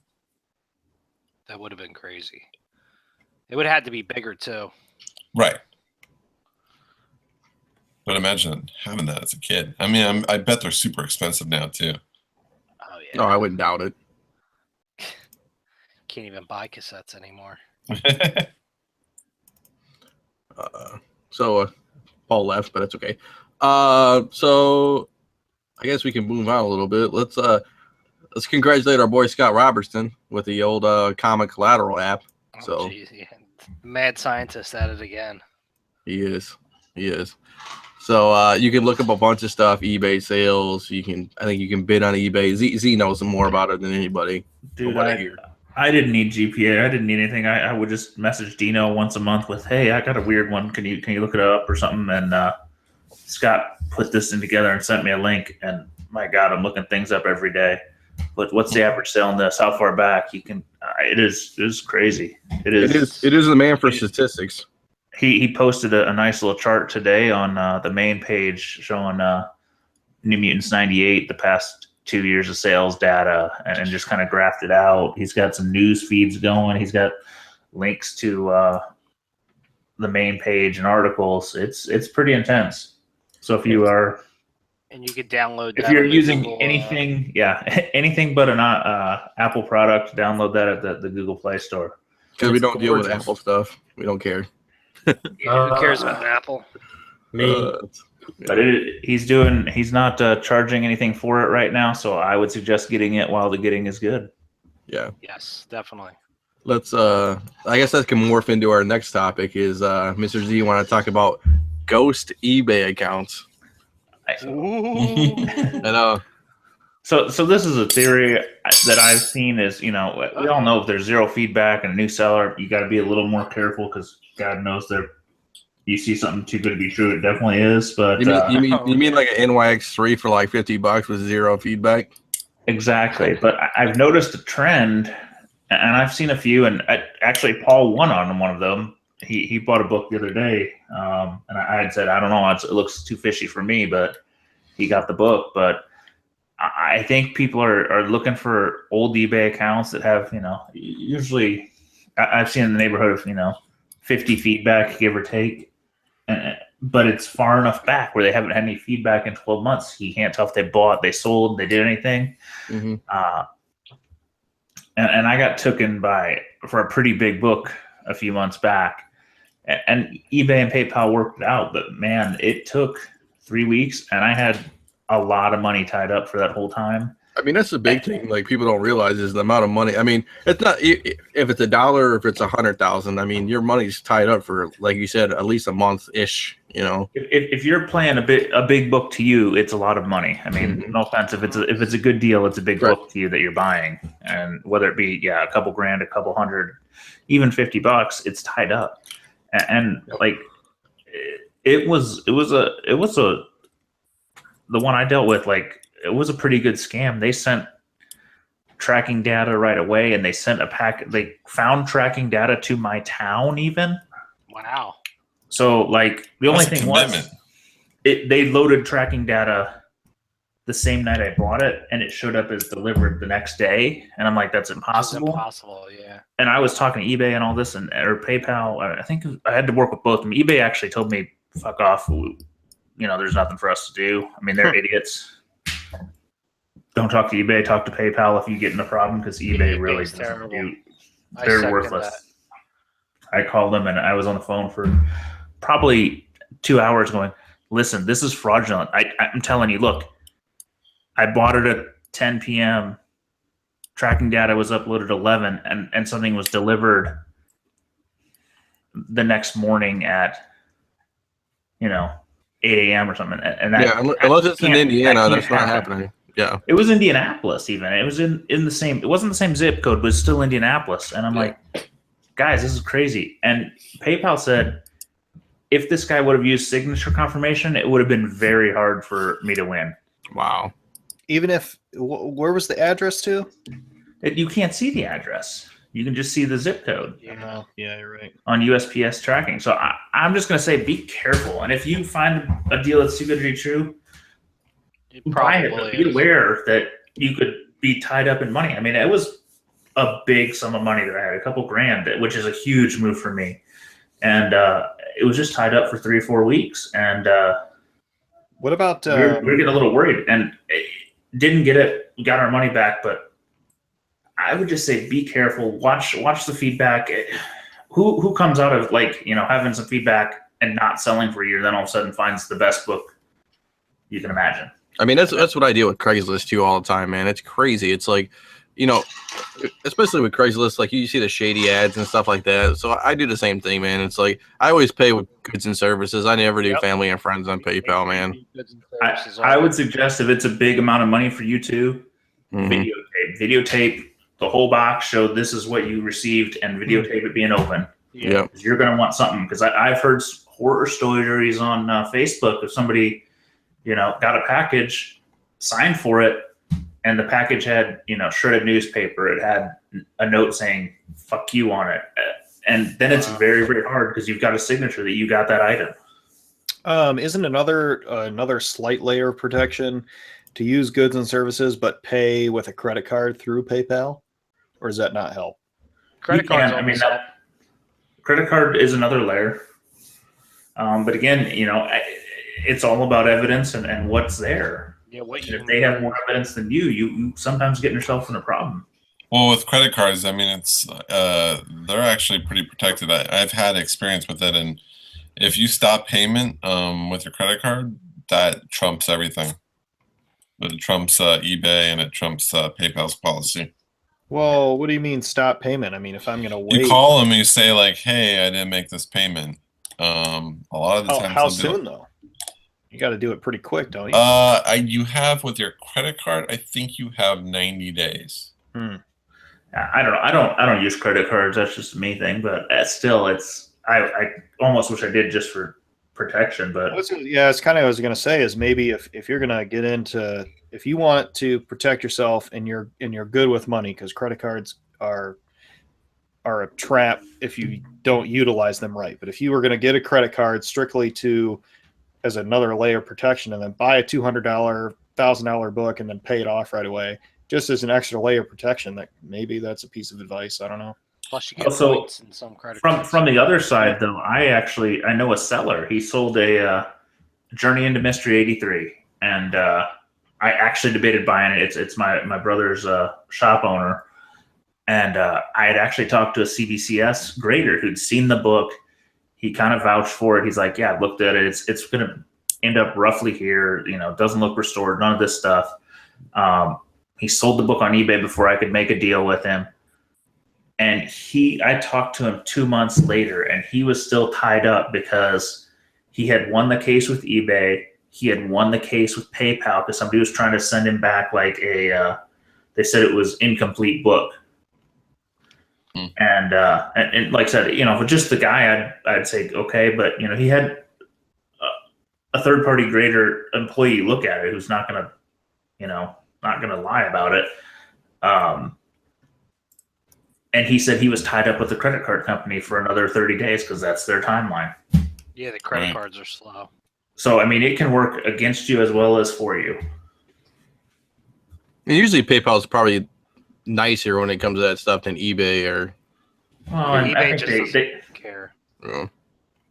Yeah, eBay is just we're making so much money hand over fist. Let's not talk about it. I mean, how many books have they made 12 sales worth of money on? How many New Mutants 98s have jumped back and forth that they have made?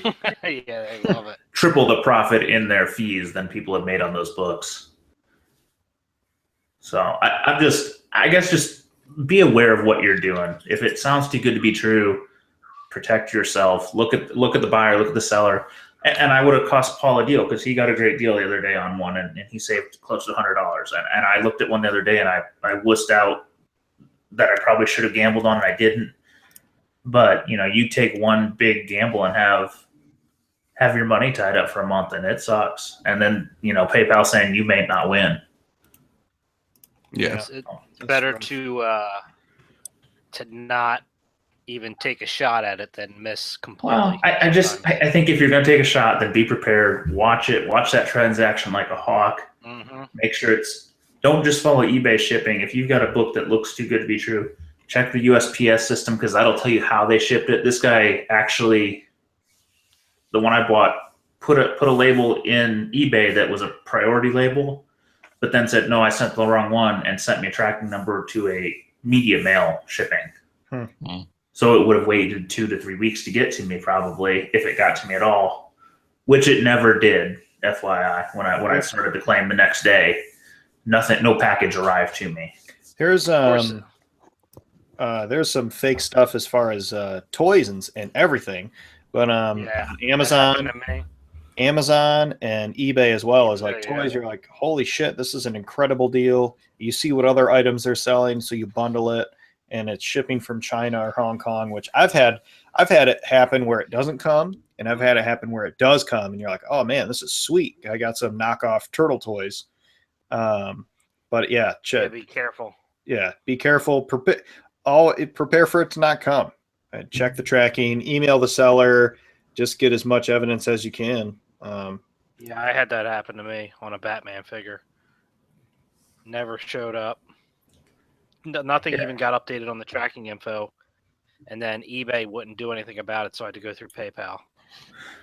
eBay is a waste, and Paul just sent me a link to one of our other friends who was saying, Amazon, you can have the same problem. Amazon's pretty buyer friendly, but it's hard to prove details. He was mentioning, it was a first print labeled book in near mint, and he got a much later printing in not near mint, and as a return, well, there was no pictures. There's no nothing. Amazon's a different beast because there's no pictures in 90% of listings. 95. That's like the Wild West. I will tell you, if you're going to buy on Amazon and want to feel good about it, look for somebody that actually gives you pictures. Most of them won't because they're bigger shops or bigger sellers and they don't care, or they're selling small books. But if you see a picture, then you feel a little better. Some of them look for somebody with feedback, because on eBay, if you have 1,000 feedback, you've probably had between 1,500 and 2,000 transactions. I dabbled in Amazon, and I sold probably 50 items, and I ended up with 4 feedback. People on Amazon don't leave feedback. I don't leave feedback on Amazon. I don't leave feedback either. No, it's just it's not motivated, and they don't remind you like eBay. So if you some people do. I mean, it depends how you have your store set up. Because I get emails like every day, like, "Hey, you didn't leave feedback. Hey, you didn't leave feedback." It gets kind of annoying, but if you find an Amazon seller with a couple hundred feedback, they've probably sold a lot of things. Some of them I've noticed when I buy comics, I double check. Some of them in the comments or in the description say how they ship it, which helps. I don't know if it's a slow shift or just I've been getting lucky. But the thing I sent you was an Amazon seller who sold something, got a return, and the return they got back was a different book. And they had to eat it. Wow. I misread it, so that's the bourbon talking.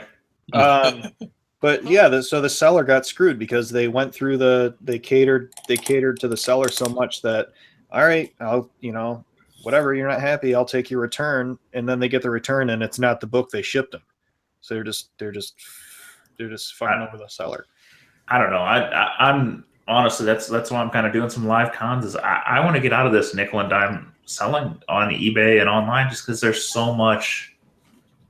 There's so many crooked people in the hobby now.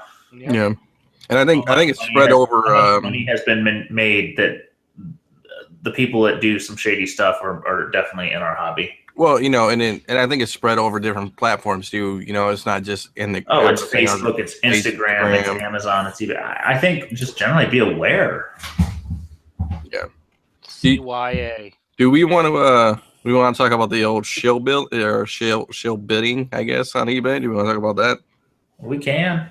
Yeah, well, why don't we throw that out there too? Because I like talking about this stuff. Like people aware. Well, in case people don't know what it is, Dino, why don't you explain what a shill bid is?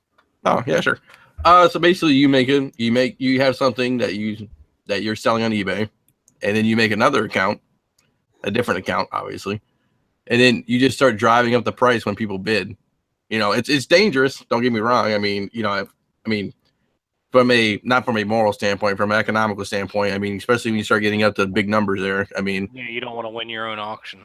Yes, you don't want to win your own auction, then you're doubling the funds. But no, I mean, you have a value on a book. We'll say like, I don't know, like a Batman Adventures 12 you have, and say like a 9.0 or 9.2 or 9.4 or whatever. Say it's like $600. Well, you see it's like $300, and it's got a couple hours left or something. You're like, man, $600 book. I need to get it up there, and they start 300 becomes 400, 400 becomes they start taking the advantage of the people who are putting automatic bids up to artificially raise the price for a book. And a second reason would be to also, basically have false sales to show that a book is selling for more than it actually is. Correct, because basically, if you win the book, then you could just say, "Oh, I'm not." Say you win a book, we'll say the same book, and you pay.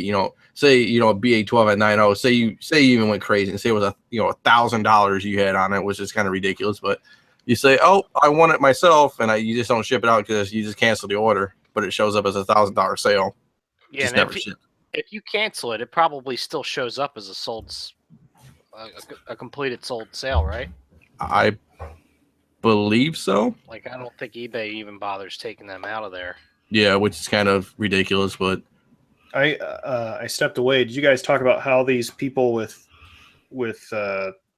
fake accounts on eBay and stuff, just how they get their money and how they rip people off? Yeah, shill bidding, fake bidding. Or fake bidding versus just plain thievery, like John was talking about, where like these Chinese people or these Asian, whatever, these fake eBay accounts in general, list a bunch of toys or list a bunch of comics or whatever. They make a bunch of sales. They collect your money. They put a fake tracking number out. It never arrives. And then they get the money in PayPal. They dump their PayPal account into their bank account and run. And I think, Z, we were talking about that a little bit in the chat, and you're basically saying they don't get all the money, but they're banking on the people who don't file claims in time. Mm-hmm. Yeah. Yep. So I jumped topics, but it was in the. Well, especially if you're shipping from China. I mean, you're gambling. My wife bought some stupid item for, it was half what it would have cost here, and they never shipped. Yeah. And I told her, I'm like, watch the date. You hit 30 days or 45 days, 60 days, Amazon 60, I think. You file a claim. You don't wait 65. Mm-hmm. No. Be aware of the requirements. Sometimes those guys will say, oh, it takes, up to 3 weeks to ship it. Right. Well, it doesn't take 3 weeks to ship a code. It might take 3 weeks to get the customs, which I might agree with, but. But they'll hijack your shill. So they'll try to say 3 to 5 weeks shipping could take. Well, if we're going to stay on this topic, watch your ass with pre-sellers. I mean, yeah. I interrupted the shill bidding real quick. No, we can go back. Yeah, we can go back to that, I guess. So yeah, so basically what they do is then they cancel it. But the thing is, I think it says like sold sales on eBay, Scott, and it says completed sales. And I think if you just hit sold sales, or sold listings, I think that's where it comes up because it's technically sold, but it wasn't completed. Maybe I don't know. No, completed is even unsold. Oh, okay. No, completed is just ended. Yeah. So whatever listings have ended, the sold just gives you books that actually transaction went through. Mm-hmm. So if they stay in there as sold transactions, even though no money changed hands. Yep. Well, and I will say that we have been accused of, being part of this, of doing this type of stuff, especially on some of the harder to find variants and stuff like that. Some people, other people seem to think that we're running, that some of us might be part of some big, larger conspiracy, that are driving up prices for that. But Hail Hydra. Yeah. Man, most of the time when our people sell it, they're not even selling on eBay. They're selling private sale. Right. And I wish I had the time to do that. It's like, Jesus, why would we even want to do that? It's like, it's bad enough trying to, I think we do a pretty good. Sell my books. Yeah, I think we do a pretty good speculation. Speculation versus I don't know what you call it. I guess the new term is fake speculation. I guess I think we do a good term of weeding out the fakeness to the real speculation. And we're not going to hit a home run on every spec either. Yeah, I mean, yeah. Yeah, speculation. Was that you, Ben, or somebody who was commenting speculation is stuff that could happen? Someone was arguing with one of our posts, or I can't remember the details, but it was someone was arguing in the comment below from one one of us or someone that we know was speculation is stuff that could happen. Like it's not every guess is not a home run. I mean, no, it's like a stock Trey market. Trey took some heat for his Darkhawk post, which he said that's what it was. It may or may not happen, but here is the information we have. Yep. Yeah, that's the one. I mean, it's like the stock market. I mean, every stockbroker doesn't hit a home run every time. I mean, you can't do it. You're a Hall of Fame baseball player if you get a hit every one out of every 3 at bats. Yeah. You know? Listen, I don't care. People whine, cry, bitch, because our site's a little more focused on the new and the variants. Because how many more Bronze and Silver Age quote keys are coming out? I mean, people have fucking. You can't really spec on spending that good. People are spending good money on Steppenwolf. Nobody gave a shit about Steppenwolf for 48 years. Well, he's a great long-term investment. Hey, I did. God damn it. He's a long-term investment 9 months ago because he was hinted at in a movie, and he's probably going to be in one. In 12 months from now, when that movie comes out, nobody's going to give a shit. Yeah. I'm just buy what you like. Yeah. If it's double cover GA circus books, buy those. Well, I heard you're not supposed to buy them. If it's fucking Kenyan price variants because it's Canadian, Mexican, or second print, cover B. Yeah, cover B. Whatever. I mean, buy what you like. Buy all your restored books, right? Yeah. I will say I was very specific on my restored books. Trey likes to say that I said buy everything, but I'm like, we're talking the elite of the elite books here. We're not talking ASM 300s restored all day. I cleaned out eBay after you said that, Z, of every restored book known to man. So purple's his favorite color now. Yes. I'm just saying there are some books that you may never see unrestored. Yeah, no, I mean, to your point, I guess we can talk about that a little bit too. To your point too, yeah, I mean, trying to find old GA books that you're never gonna find again. I mean, how many books come up? Restoration went rampant in the 60s, so a lot of those books that were printed pre-60, it just happened. They did it. I talked to a guy who did it locally, and he's like, "Oh yeah, we would use an actual iron to flatten out spine roll." He told me how. Like, you would get an iron, you would open the book up, flatten it all the way out with the iron, and then you would then recrease it and fold it back and then do the whole process again. And then, you'd color touch, you'd do things. He's like, this was just what happened for a decade. I mean, look at Pop Hollinger books. I mean, you're preserving. I mean, when you start taking it into paper and stuff like that, it's like, 50, 60 years old for books. I mean, it's like, 100 years old. I mean, it's like, it's crazy. Have you seen that Showcase 4 that's a Pop Hollinger? Yes. Yep.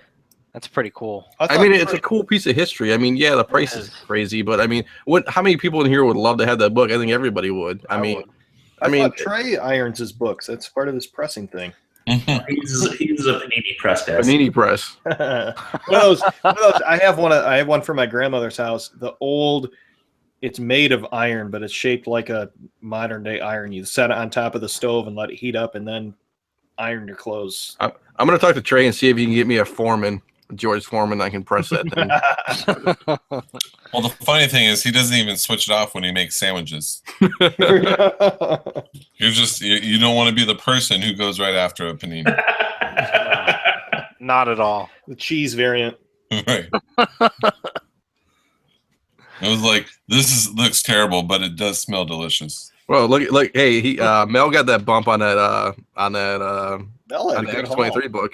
So yeah, Mel had a good haul. He probably wants to talk about that on Wednesday, but yeah. Oh, that was one of the best haul videos of all time. Yeah. Oh, I missed that. What did he get? Oh, I guess I'll find that Wednesday. It wasn't just the books; it was Mel. It was Mel. The end was hilarious. I don't even know what happened at the end. And then Mel couldn't flip his phone sideways, like the old vertical. That's what killed me. That's what got me. It's like, I noticed that too. Everybody else tries to be artistic with putting him on a chair or doing a display he's in his pajama pants. He's in some flannel pajama pants. On his bed. Actually, I hate to say it was kind of like mine, where he's just throwing slabs around. Yeah. Hey, only I can do that in Indy with like $100 bucks. Just throw them around. Whatever, man. Hey, you want this? Here, throw this around. No, it was worth the watch. If you haven't watched it, you should watch Mel's haul video. I'm gonna look for it now. That's good stuff. Actually, while we're on that, I have just a small mini rant. Oh. So I've been noticing on the website, people writing articles, people putting in hard work, and nobody comments on anything. Everybody's just turned into a lurker. I've been noticing that too. Yeah, for sure. I read the OA article every week. I love it. And I don't see a single comment on it. And people are reading it and getting information and saying something.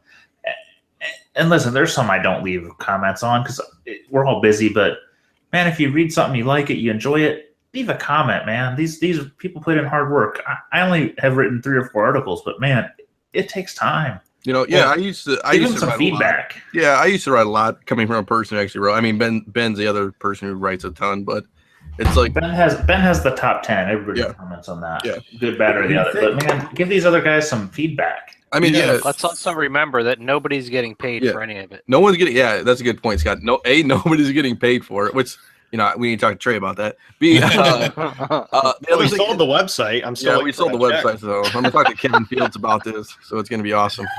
The B part is, I mean, this isn't our real jobs. I mean, it's like, and we actually put time into, like, when I used to write back in the day, I'm kind of like Sean now, I do the podcast, but it took me hours to like compel stuff. I mean, it's not like compile stuff at any day. It's not like it takes like, here's a 3-minute article, it's like. Yeah, it was the same thing I had like the day after Wednesday, and I was doing that pretty regularly for a couple of years.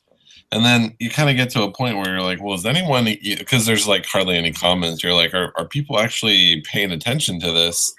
And because it probably took about 4 hours, and that's a lot of time you could be doing something else. Mm-hmm. I mean, Inigo appreciates it and Trey appreciates it, but it's like, if you like something, comment, because that's the way to kind of keep it on.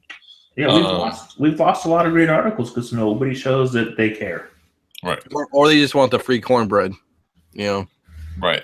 Cornbread is good. We don't ask much. Just ask for a comment or two now and again. Yeah, if people like benefit from it, like, hey, I really I benefit.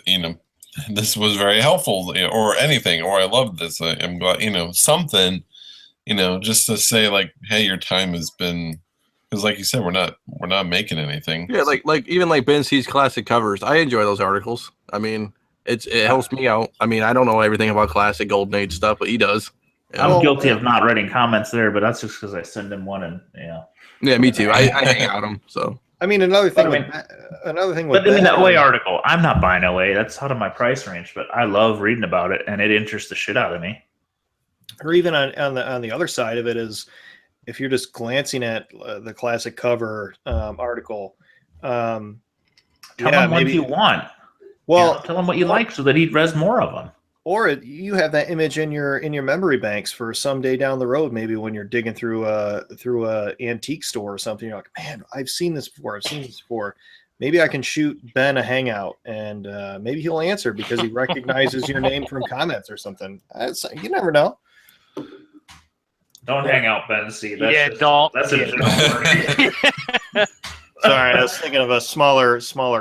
Hey, and I'm gonna throw this. The only person you send random hangouts to is Trey. He loves them. Yeah, he loves it. He encourages it too, especially early in the morning when he's not waking up yet. That's the best time. He's at work. He really likes. Yeah, he loves them during the day at work. Ben C doesn't have a computer anymore, so I can't. And he will.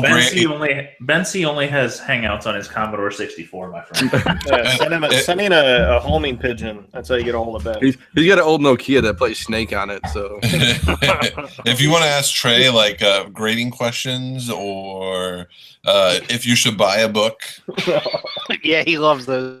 Yeah, you gotta make sure it's like a Sleepwalker #1. He loves it. He loves it. For Ben, you gotta play Snake, but you have to spell your message out one letter at a time while trying to play Snake. That's pretty good. Hey, I just wanted to throw on top of what Z was saying is something else I do that for the marketplace is trying to input all the books into a database, so everybody can, do the search and say, oh, I need to find, I want to add this, add my collection or whatever, or hey, I just want to find out if what the ratio was on this variant or whatever. And there's so many people that just don't even. Ben, you are a saint, man. Because I remember me and you tried it, dude, and I was like, dude, I cannot do this. Well, I mean, and there's several weeks that I get behind, and especially with some of the weird boundless books and stuff like that it's got 48 nude variants and crap like that. And, I mean, I really don't feel like going. You do that for fun because you like looking at things. I mean, some of it's horrible to go through. Is it just you? Yeah, right, it's just me. I'm in his Zenscope collection. I guess I'll throw it out there. If people want to help, I mean, we're always looking for people to help. I mean, poor Ben has to go through that. I mean, if you have some spare time, and I would say, you need to be trustworthy, obviously, but you need to comment more and be pretty. You can't just walk in the street and say, hey, I want to do this. But we're always looking for people to help too. Whoa, who got shot? Maybe that's my ice. Man down. Somebody's messing with somebody's truck outside. Yeah, okay, yeah, I mean, it's a fridge's ice tray, man. It sucks. Those kids playing Pokemon Go outside just got it. I mean, honestly, on that, I mean, I get a hangout every once in a while from a few people to say, hey, here's this strange book I can't find in the database. Can you add it? And I'm like, yeah, absolutely. I'll go in and add it real quick. At least I know that somebody out there is actually using it. I don't think people realize this is Inigo's database. This is not something he took from anybody else. This is his. Yep. And when he brought it to the public, it focused on what he liked, and he put a lot of the major stuff in. But Ben knows, we had to tell him there's a lot of Golden Age, and he didn't have like the Tick 1 in it. And I'm like, you're killing me. Yeah. Well, and Ben, as Ben knows, it's painstakingly process to add books. It's not like, hey, I can do this and write this thing and grab a bunch of stuff. It's like, it's painstaking unless he changed it, Ben, which I probably don't think he did. No, it's still every book's individual. And then if I want to add something, like I said, with the ratio variant at the underneath it or something like that, I have to type all that by hand in. And then you got to grab a cover, right, and try to add the image to it. And you can't do it from my comic shop because there's watermarked, and a lot of sites have their stuff watermarked, so you have to find clean shots. Sometimes you have to go to eBay and actually find an actual cover for things. And where's this database at? On the marketplace. Yep. And I don't think people use it like it was designed to do. It's set up so that like you put what you have and you put your want list on, they can track, what are the most wanted books. And then it matches with other people. Yeah, it matches. It'll tell you if somebody's got something for sale either in the shops or somebody's got something listed on there, open for. Yeah. Well, it's funny. I can even on the RASs, I know who uses the database and who doesn't, because all you have to do a RAS is just go into your database and just click on do a RAS, and it will automatically import all the data about that book into the RAS. And so you see people having like their own description about the book in the title and stuff like that. None of that's from the database, but if they just go in and just click the book and hit RAS, it imports all the data right there into your RAS. So I didn't even know that. That's cool. Yeah, that's pretty cool. You have to tell me how to get to that. Yeah, it's pretty simple. It's in Marketplace, and you just go to My Collection, and and all your books, whatever book you put in there, it will import all that data right into the RAS for you. Nice. We'll look that up now. So how do you? So if let's say I'm a brand new Marketplace guy, I just logged in, I go to Market, or I go to My Collection. How do I view the database as a whole? Well, it's not. It's or I got to add an individual to my collection. Right. Yeah, you list the title you want to look for, and it'll list all the associated ones. There you go. You pull up the exact title, and then it'll show you basically images and titles of every book there, and you just click, I have this one, I have this one, I have this one. If you want to get specific, you can go in and list a grade. You can list whether it's CGC or whether it's not. Yeah, I haven't done it in a while. It's coming up. And then you can program a want list. I want these books. So if it pops up on RAS, it'll show you somebody just listed a RAS you want. And then you can download your collection as a PDF, and then you can print it out too. which is cool. Download your watch list too. So if you have like 100 books that you want, who was it saying? Was it you saying you had who had their parent or father-in-law looking for them? That was me. You could have printed out a watch list. Here's the covers I want. Yep. Which I didn't do. Is there a way, Ben, is there a way we could link up with Comic Collateral and all their new stuff that they just released? I know Scott. I know he initially, when he was setting that up, I know he was trying to get a lot of data directly from Inigo. As far as like, because a lot of the like the incentive variants and stuff, sometimes it's pretty hard to find what the actual ratio is. And some of them I've pulled that are not listed on, like My Comic Shop or, My Comic Shop for the early years of variants doesn't know all of them. Right. Sometimes it's hard, and sometimes you have to go back through like some of the previews magazines and stuff like that. Or sometimes you can kind of tell what the ratio is just by going to like Midtown and knowing what they price, 1 in 10s, 1 in 25s, 1 in 50s at.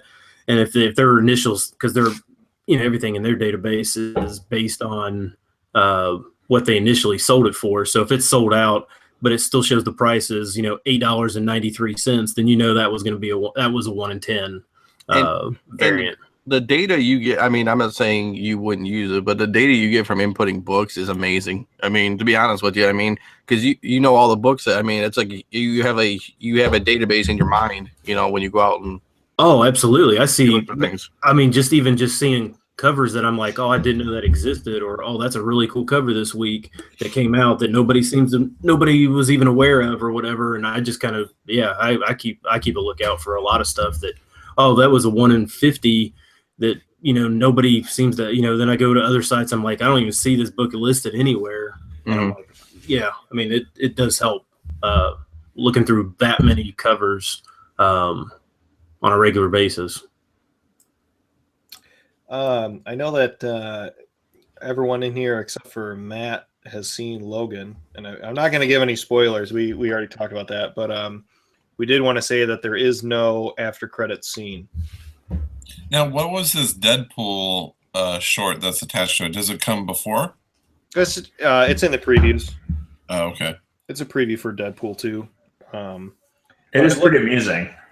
It was pretty good. I looked into it for the Logan after credit scene. The reason there is not one, they were speaking to the director, and it was his take on it was like, if you come to my house for dinner, you're not guaranteed dessert. And he was, well, I think a movie like that, where it's the end. This is the end of dessert. Right. Well, exactly. So let's just let it be the end. Yeah, and he was saying, what are after credit scenes except for an ad for another movie? So he said, our movie is that's it. We began it and ended it on our own terms. There's nothing else to say because we've already said it. So there's no after credit scene for Logan. There's no before credit scene, which I've never heard of before. I read somewhere else there's no before credit scene as well. I don't know what you're talking about. That's the movie. The movie. I don't know what you're talking about. No, it'd be like almost like Batman, Superman. Like, it'd be like how the movie ends and it goes to black, and then they have a scene after that, and then they have the credits. That's a before credit scene. I will say though that Logan is amazing, and I will remind you that it's rated R. And not to bring your children to it like the people in front of me did. I saw so many kids there, man. It was crazy. I saw like kids who were like 7 or 8 going there. I'm like, man. Yeah, these kids in front of us were. There was a brother and sister. I can only assume they're brother and sister under the age of 10.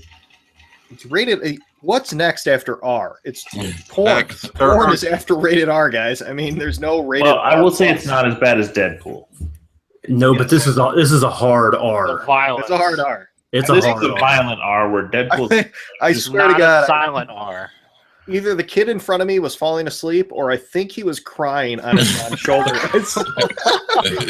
I couldn't tell, but don't bring your children Z, did you take your kid? Here's the ultimate parent, because I don't have kids. Did everybody bring their kids? Anybody bring their kids? Oh no. No. You guys are good parents then. Good. He walked in with booster seats. Wow. And I don't know if it was provided by the theater, but I'm like, I mean, I don't know. Yeah, theaters have booster seats. They were. I will tell you that Mike Z brought his kid, and he's like 13, and I'm like, man, it's fucking borderline, buddy. I don't know. I used to watch rated R movies back in the day with my grandpa, but he would do the old like. But we were irresponsible back then. I know, but it's like he would do like, oh, don't look at this, But that's like the whole movie for Logan. Like, don't look at the movie. Yeah, like, I remember watching RoboCop at like 10 years old, and that.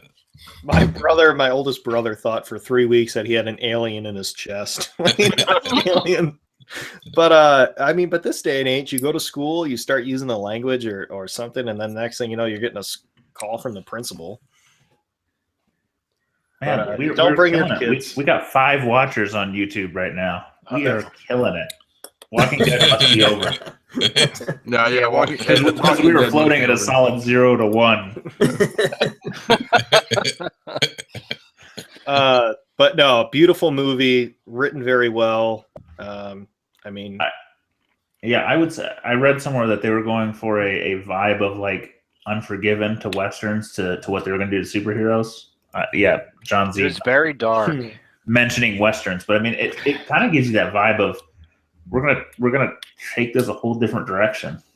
Which I like. I mean, it's brave of him to do that. I mean, and it was a nice change, I guess. I was gonna say that. So I did read as well that it's that Patrick Stewart is done. I know that Hugh Jackman said he was done, but it was an interview or snippet or whatever. But Patrick Stewart said he was in the screening, sitting next to Hugh Jackman, and as the credits were rolling, he looked at Jackman and said, "I'm done too." Yeah. He was like, "That was terrible. I'm done." Yeah, that was so bad, I quit. He's come a long way, man, from his days on Star Trek where he was like a respectable citizen, but now everything he does is a little irreverent. Well, yeah, it's amazing how he went from one iconic role to the next. I guess we can talk about that too. It's like he went to like Picard, which is like one of the pretty much the creme de la creme of Star Trek people, to like one of the most iconic X-Men of all time, and he did it flawlessly too. Well, but he's also got like some show on I don't know, it's Showtime, HBO, one of those that is a very irreverent. Like it's about a TV personality, and it's dirty. Yes, he does fucking straight man bad comedy awesome. he is just kind of grown. It's like, called Blunt Talk. Yeah. Wouldn't you say like Anthony Hopkins has kind of done the same thing? The older he's gotten, the more kind of out there stuff that he's done. Well, speaking of, do you watch Westworld? Yeah, that was fantastic. It's that was crazy. I have not seen that yet. Yeah, you got to get on. I mean, it's coming back in 2 years. That's one of the reasons why I haven't watched it yet. There was a 2 year. You got time to catch up. Yeah. Wow. I watched it a month before. It's like I haven't binge watched a show hardcore like that in a while. Like that one I watched in a day and a half. I did this. I was like, I didn't even want to go to bed. I was like, man, I got to watch another episode. No, that one's addictive. Are they an hour each? Yeah, they're an hour and change. Well, it was fun. What I enjoyed, I went through Game of Thrones all the way, and then my wife caught me watching like one episode. She's like, I want to go back and watch it. So we rewatched it all. It was, and it's awesome rewatching it a second time because there's so much stuff that you miss. Yeah, I bet you saw some stuff that you didn't realize. So did you tell her at the end of the episode, not to spoil the next one, like, hey, did you notice that, like this and that, or? Yeah, well, it was like, you get excited when they get up to like Red Wedding's coming, and you're like, when she's like, getting nervous about certain characters, you're like, just wait. Don't get too attached to that guy. or that one. You see everyone in that room. Don't get attached to any of them. Yeah, I love the ones that like when you're watching a movie, it's like, what's happening? What's gonna happen next? And you've never seen it either. It's like, I don't know. I don't know what's gonna happen next. Unless his name's Tyrion, just assume he's dead. Yeah. I heard there was I'm pretty sure I got the title right. Let me look up real quick. There was a. Okay. Sorry, I was trying to look it up at the same time. There's a. I gotta look at. There's a show coming out that's based off of a short story called, I think, Inconsistent Moon or something, or Incandescent Moon. And I bought the short story to read it, and it is. I gotta find out when it was written, but just because you guys are talking about TV shows, it got me off on this tangent, which is going nowhere. It sounds like a Paul. It sounds exactly like a Paul problem. Here it is, Inconstant Moon, which is a pretty is end of the world short story, but they're going to make a whole show out of it someday. But it's only 200 pages. So I don't know how. I mean, Game of Thrones is novels long, but Yeah. I don't know how they make shows out of short stories like this. Is it a Netflix thing? I don't know where it's coming from. I just read it on IO9. Yeah, that sounds perfect for like Netflix. I can't wait till are based on short stories. I mean, Green Mile was a short story, and Christ, Hobbit's only like 230 pages. Yeah, that was yeah, exactly. Shawshank is a short story, I think. It was. The synopsis of Inconstant Moon is the at night, obviously, the moon just gets super bright, and they're like, "WTF? Is the world ending? Like, did the sun explode? Is it a gigantic solar flare?" And it's basically about this couple's last night on Earth. So I don't know how they're going to spin it into a show beyond what I read, but it was like $3 on Kindle, 200 pages, a decent read. I'm looking forward to March 17th for Iron What's Fist. Proceed. Oh. Me too. Yeah, I can't wait for Iron Fist. Is Proceed going to be our go on? Yeah, I've been Proceed. trying. Yeah. All right. Fine. I'm down. Proceed Okay. with the same. You got to get the same tone. It's to go on. Proceed. Proceed. Go on. I had actually there was a preview. There was a preview of Iron Fist before the movie tonight, and I'm curious. Oh, really? Yeah. I'm curious if I'm gonna get into it as much as I have the other shows, because it kind of seems like a slight mirror of Daredevil. It's tough, but it's better. I'm hoping it can hook me. I mean, I'll give it a shot, but I liked everything else, so we'll see. I think it's kind of, I guess, more business centric. It's like, it's almost like Batman comparable. Iron Fist. I don't know. Have you read a lot of Iron Fist stuff? He's like a conglomerate like Wayne Enterprises, like a. No, I don't know anything about Iron Fist. Yeah. Online. He's like so what Iron Fist is like, he's a guy who he's got passed on down to this torch of like insane abilities and stuff, but in the background he's like almost like how Batman started. He like moved away to learn, his father's had a business and he moved away and learned like all this like Shaolin karate stuff, and then he comes back and it's like almost like Batman. He like takes over the company and he's like living this dual life kind of thing. So the worst thing is for I don't know if you saw that Iron Fist Netflix one-shot comic. I forget where it was, but it was like a promotional comic, and it has him on the front of it. It looks awful. oh man, was it a photo cover? Yeah, it was like basically, but he has like the really curly hair. It just came off silly. Is it a full size? Yeah, here, let's see if I can. I just typed in Iron Fist prequel comic. It's on eBay for like $10 or $15. Yeah, right. With like blurry him in the background, dude. Yeah, it's such a bad cover. Yeah, it's not. It good. looks like Kelso. Yeah. I sent it in the group chat. It's funny. Oh gosh. Let's you guys want to move on to Paul's Problems, our favorite segment of the whole podcast. Wow, that cover is terrible. It is terrible. Mel's been waiting for it. Is he taking a dump? It's almost as bad as Grandpa Iron Fist. Well, it is. It actually makes it's like I wish they would do away with it, because it makes me not want to see it, because like he so doesn't look like Iron Fist in that shot. It looks terrible. So I don't know.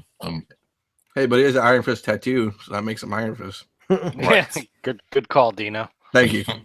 It's funny, but the promo looks so good, though. Right.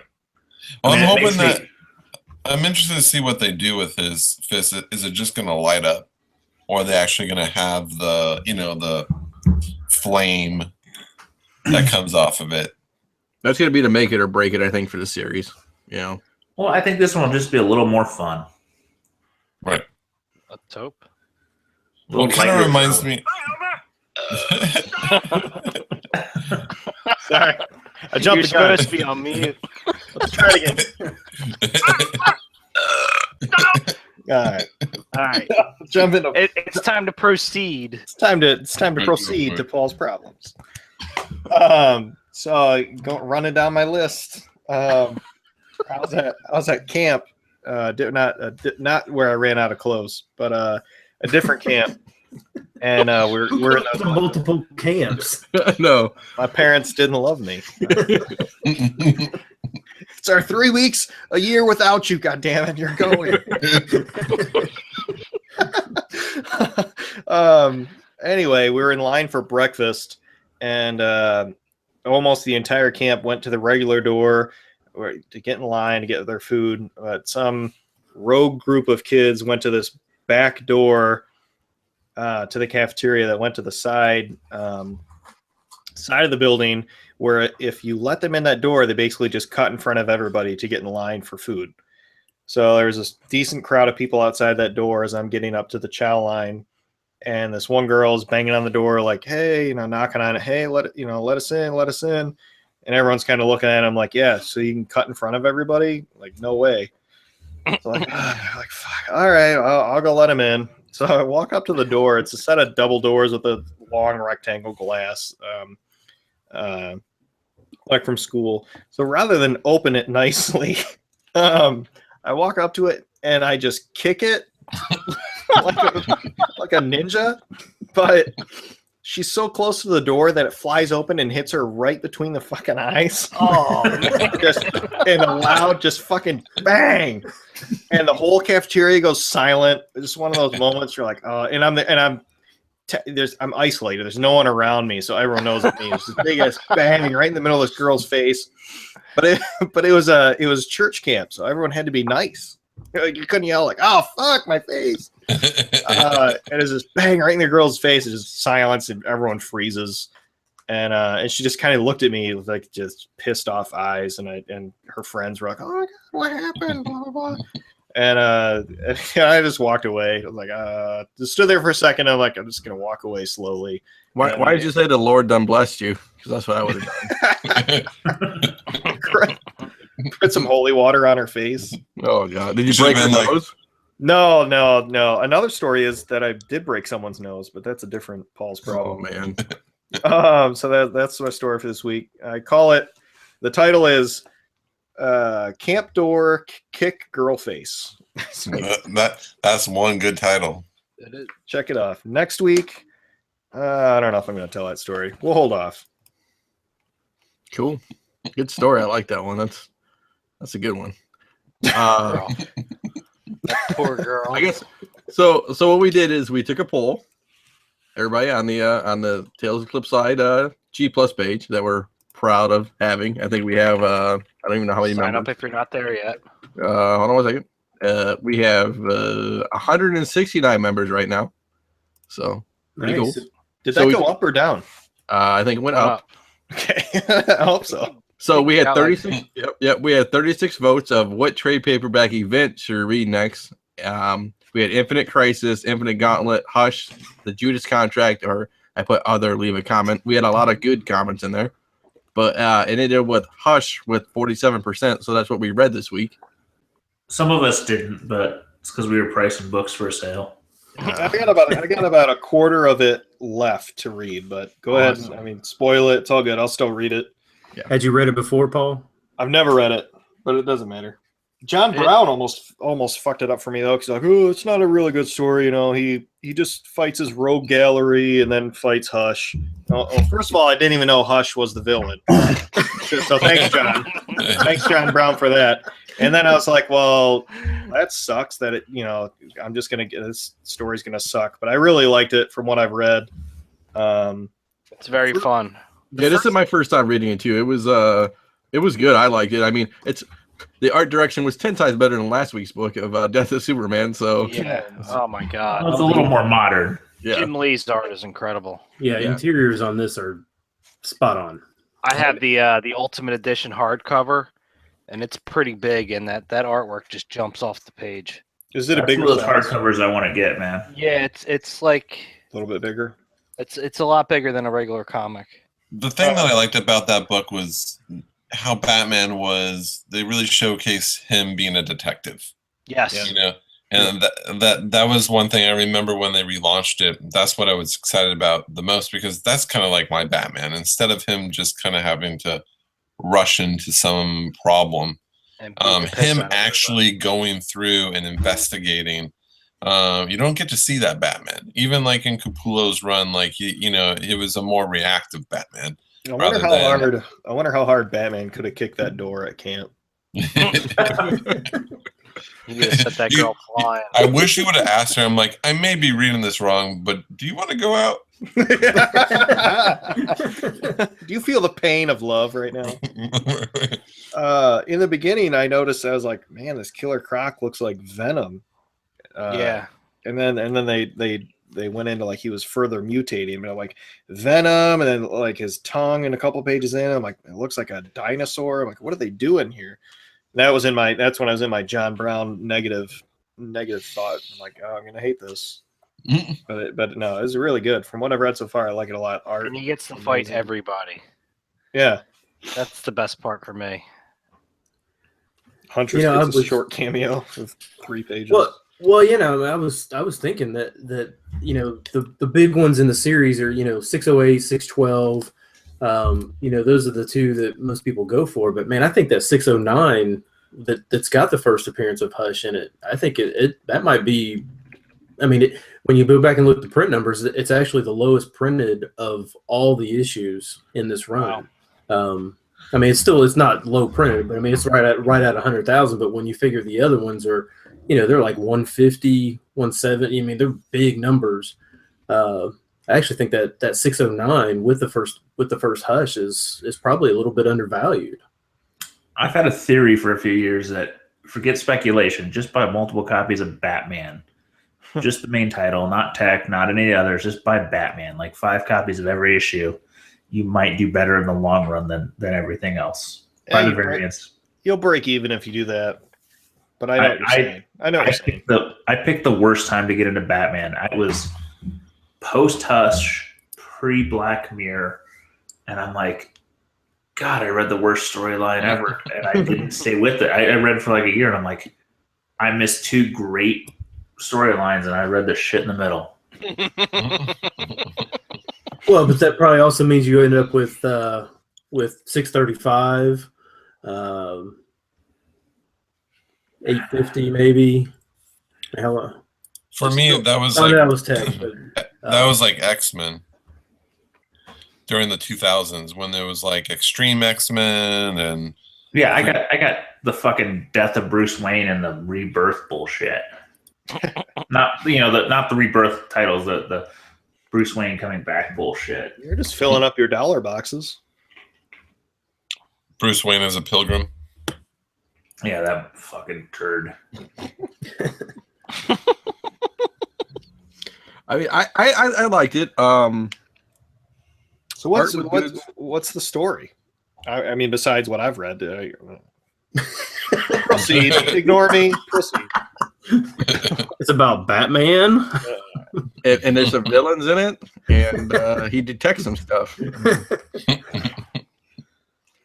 No, I mean it's got some backstory with from childhood stuff, which I actually like I love the artwork on the backstory stuff. Yeah, I thought the flashbacks. Yeah, that looked great.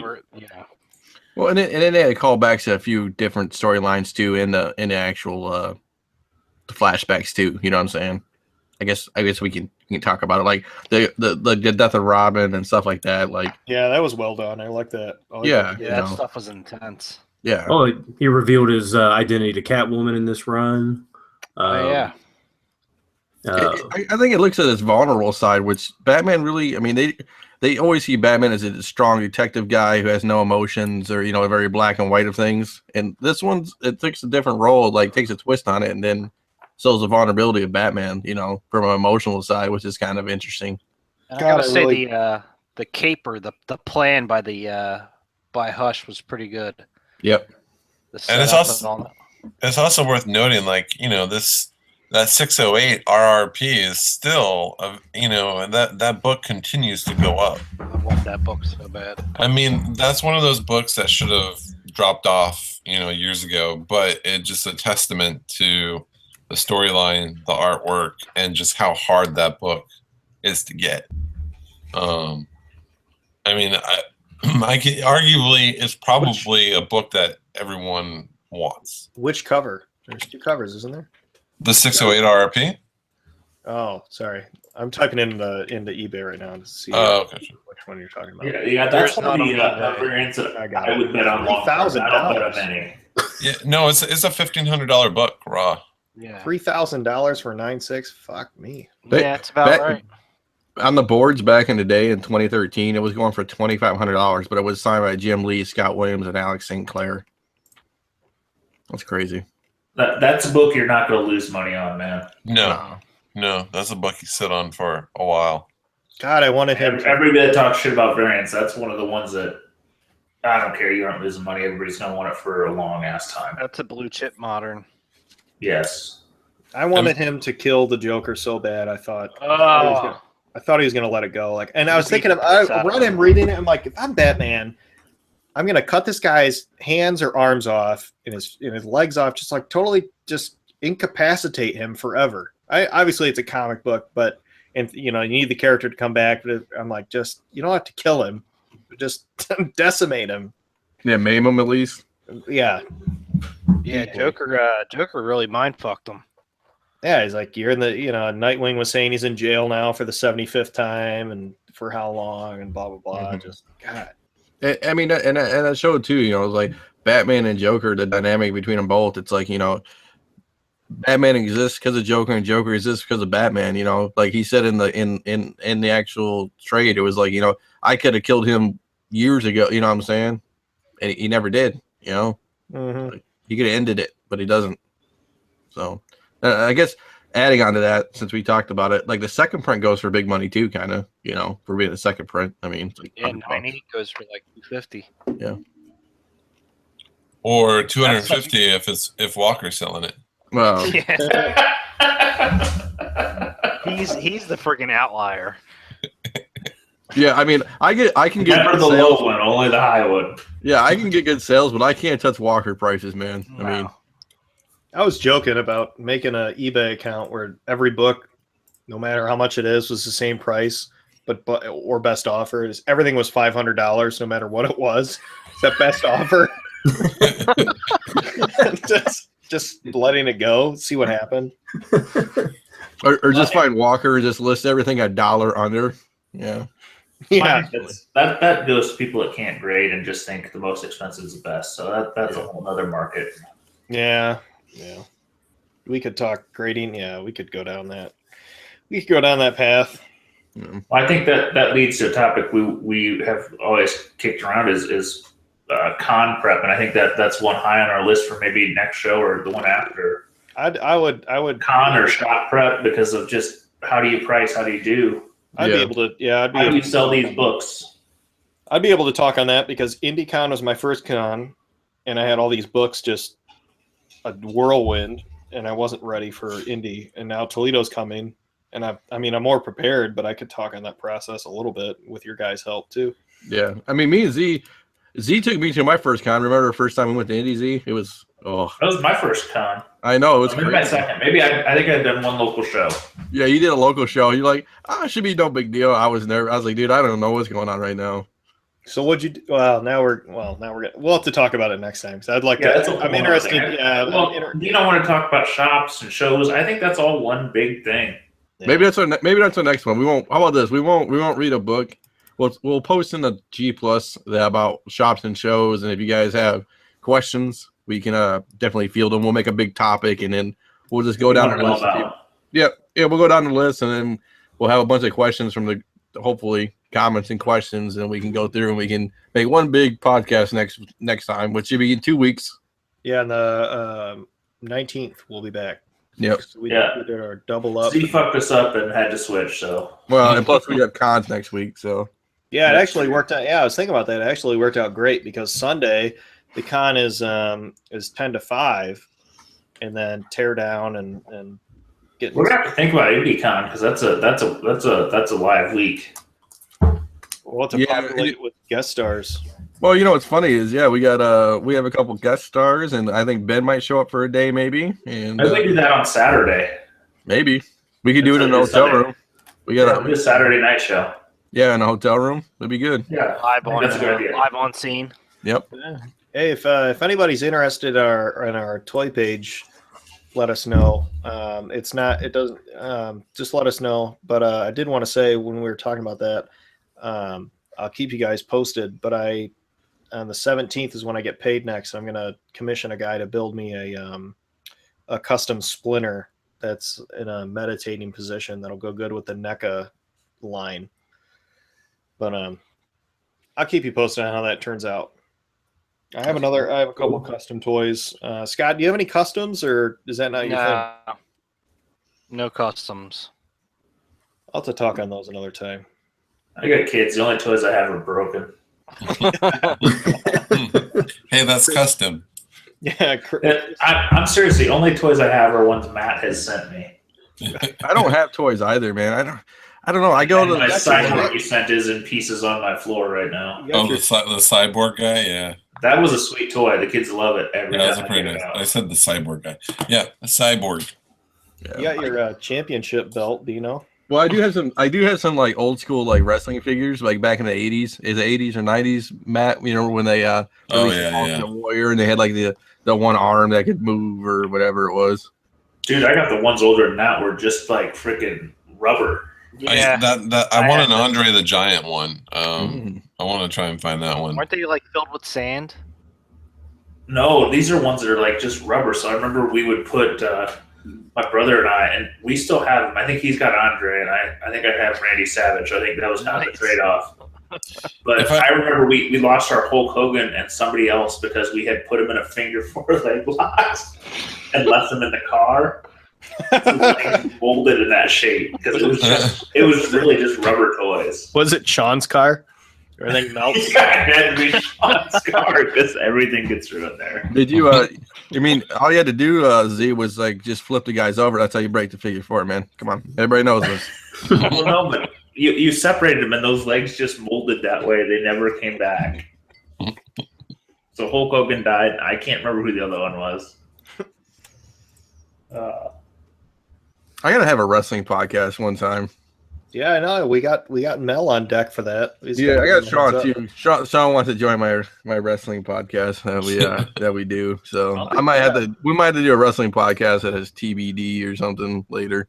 I'll be there. I'll be there to hang out and drink. Okay, yeah, that's cool, man. We know more the merrier. So.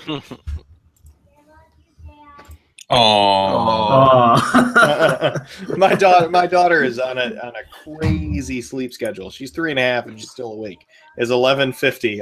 I'll be right back. Hang on. You're in trouble, Paul. I love you, Dad. I know you pay attention to strangers more than me, but I love you. Daddy's podcasting right now.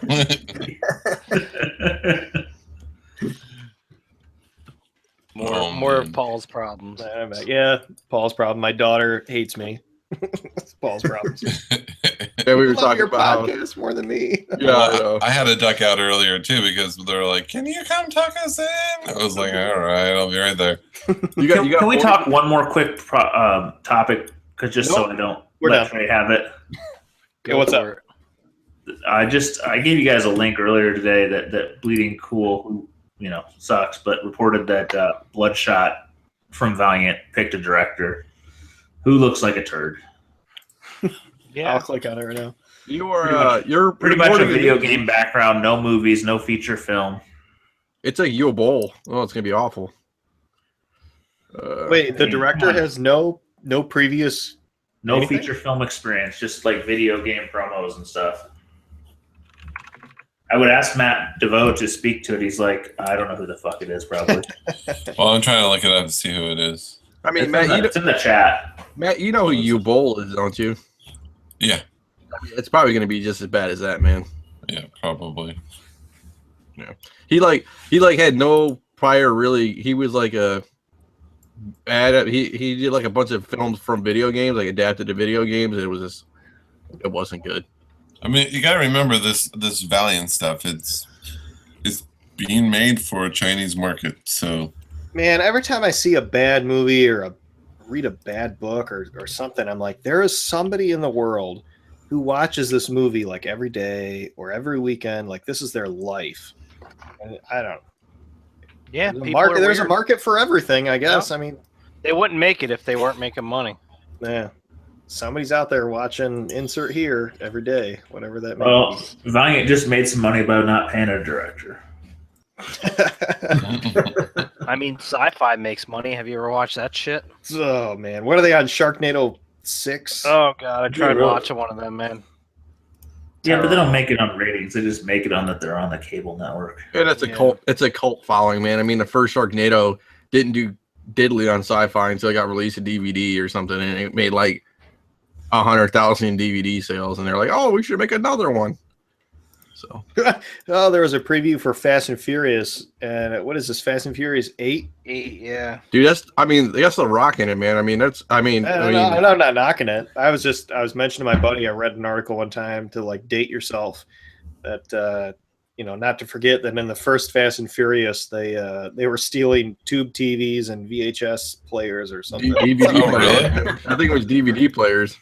You mentioned The Rock, and I'm going to flip all the way back to the beginning of the podcast. There was a shot my wife was showing me her people. Flipside, if you will. Of a camera showing the audience when they did that announcement and fucked it up. And in the corner of the picture they show is The Rock doing his like big eye, his look. That's funny. What? Tell me again. He does like the Oscars. They show the audience just reacting to the false news, and on the side of the picture is The Rock doing his like, what?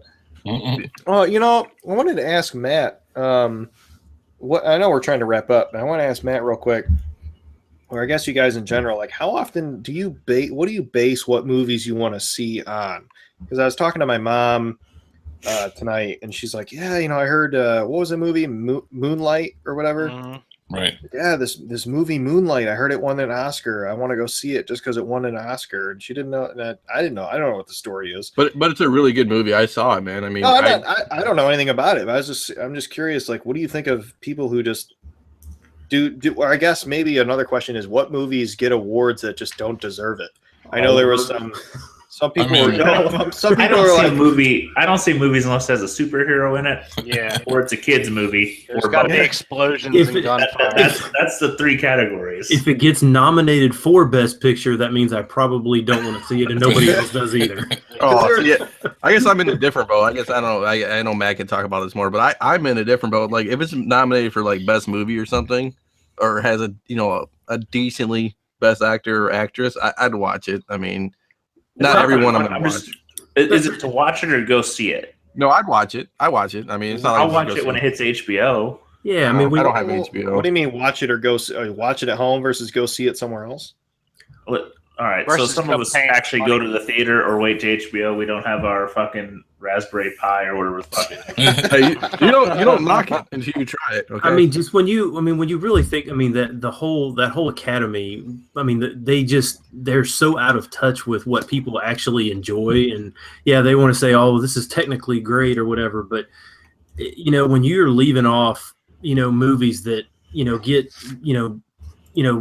ratings and Rotten Tomato scores are in the mid 90s and making hundreds of millions of dollars, and these movies don't even get not one nomination for anything, then that they're so far up, they just got no clue about what. Well, I mean, it's all done by their peers, so it's all it's the directors vote for their fellow directors, so it's an internal award ceremony basically. So it's not the popular vote. It's not the whatever one. That's the Golden Globes, right? No, the Oscars. It's who's the popular vote? People's Choice. Is it SAG Awards? The Screen Actor Guild Awards? No, I think it's probably. What's the Golden Globes? Who does that? The Golden Globes is the foreign film. Foreign film press. Yeah, I think it's SAGs. Like one of the reasons I was asking is I can't find it, but there was a kind of like a small, or maybe not small, I don't know. But anyway, outcry of Suicide Squad got like best in makeup or something. Yeah. And then they showed all these other movies that came out last year that had superior makeup, and they're like, "What the fuck is this?" Yeah, but they just showed Harley Quinn every time. You're like, there was a lot of other characters in that movie. Sure. Croc was pretty good. Yeah. I mean, it's tough. The villains, there was a lot going on, and they just kept showing one picture of Harley Quinn makeup. Well, she wasn't really makeup. I don't know what this. Here's an image. I don't know what this other. I guess this. I don't even remember this character. Someone from Star Trek Beyond, but some crazy. What's that? What's the show on Sci-Fi where they do makeup contests for? Oh, I know what you're talking about. Is it like Face Off? Like a reality show, like contest type thing. Yeah, it's Face Off. Yeah, my brother liked that a lot, but just a random. Face Off. Anyway, you guys want to wrap it? We're at what? I don't know how long. Almost 3 hours. Close. We're so good at staying at 2 hours, like we said. Yeah. We just want to give the people what they want. The people demand more. On the plus side, we do start on time. We're very, very close. Man, I'm just looking over the last several years of Best Picture winners, and I'm realizing I have only seen like maybe one of them out of the past 6 years. Because like, what was it? This year was Moonlight. I didn't see it. Last year was Spotlight. I did see that, and then Birdman, which I didn't see. 12 Years a Slave, I didn't see. And then 2012 was Argo, I didn't see. The Artist, 2011, I didn't see that. I can't. And then The King's Speech, 2010, I didn't see that. Like, when was the last Best Picture that you remember? Argo was pretty good. Yeah, I guess I'm in a different boat. So, I mean, I didn't see Birdman. I didn't see Spotlight. I saw 12 Years a Slave. I saw Argo. I saw The Hurt Locker, Slumdog Millionaire, No Country for Old Men, Departed. I mean, Crash, $1 Million Baby. All of those mentioned. One of them. Oh, damn it! Beer. Only one of those is one that. Fuck. Never mind. But if you go back to the 90s. 12 Years a Slave. That's the only one that sounded interesting that I didn't see that I wanted to see. The rest are like. I mean, I wanted to see all of them. It's just, like I would rather watch Batman versus Superman or something. I was surprised. Logan. I watched the end of Commando last night instead of 15 other movies. I've been trying to find 2012 available for streaming, and I can't find it. Hey, I will say Birdman is pretty good. It's a weird movie, but it's pretty good. Only because Michael Keaton's so good in it. Yeah. I hope they put some outtakes of Spider-Man Homecoming when it comes out for DVD, because I've heard multiple stories that Keaton would just, at down times during the scenes would go, "I'm Batman." That's funny. Just to fuck with them. I mean, you go back to the 90s and you look at, talking about the popular vote, it was Unforgiven, 92, Schindler's List, 93, Forrest Gump, Braveheart, English Patient, Titanic, Gladiator. It's yeah. Very, very few movies as good as Unforgiven, man. I saw Arrival. Jumping to recent movies. Right. I saw Arrival the other day. That one was deeper than I thought it. Way deeper than I thought it was going to be. Yeah, people kept talking about the twists, and so I was expecting really a twist. People were like, "Oh, wait till the end. The end, is such a good ending." And I was like, "Well, that was it." I was like, I think. I mean, you have kids. I don't know. When did that come out? Is that on DVD yet? Can we just? No, not yet, but it should be soon. I mean, I watched it Mel style. I liked it, but I don't really have any interest to watch it again. I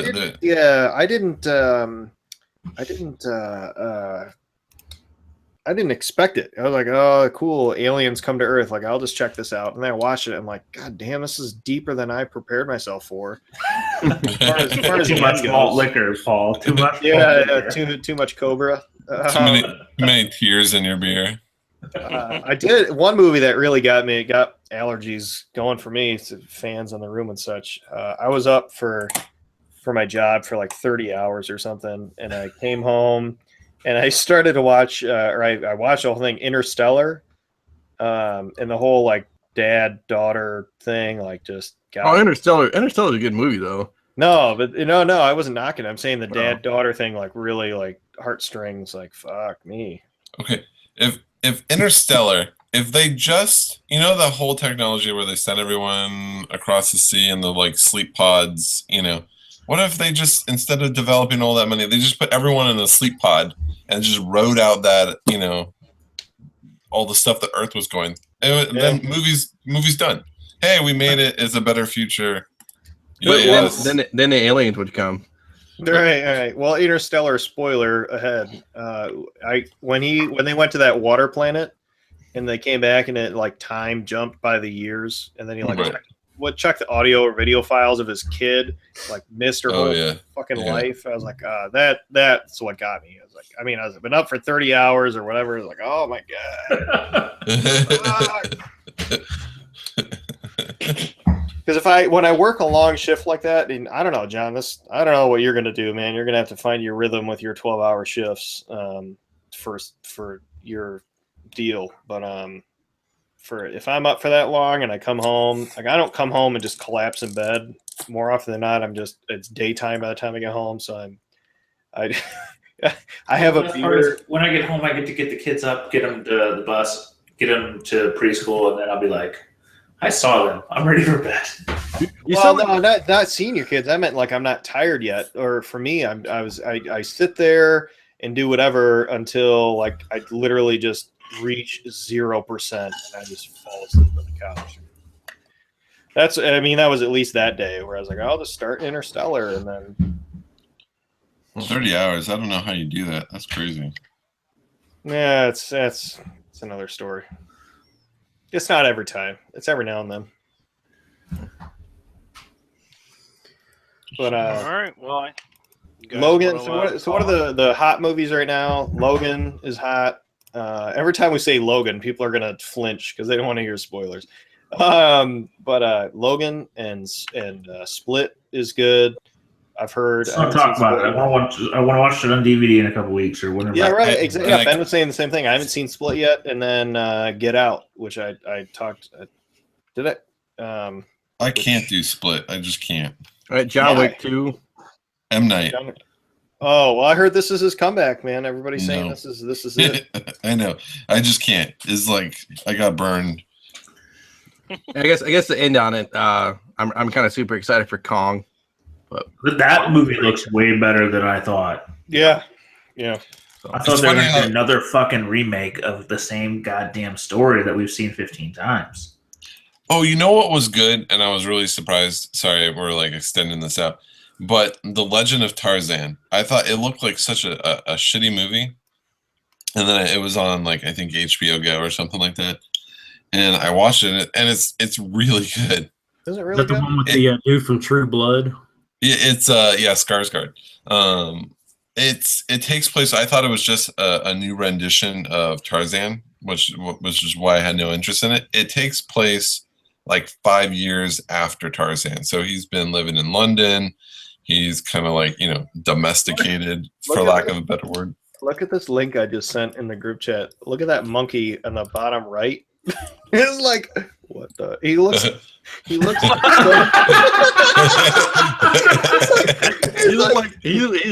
oh shit. Yeah, he looks like he's seen some shit. The Jimmy Weed. I think the Jimmy Weed just hit that monkey at that moment. See, it was very poor marketing. It's got Margot Robbie. I was going to say I didn't even know Margot Robbie was in that. No, I didn't know either. If you watch the movie, it's really good. I mean, it has Samuel L. Jackson, man. What the fuck else do you need? He's in every movie. And Christoph Waltz. I mean, it was such a good cast, and it was actually really interesting because he has to go back, and it's I liked it.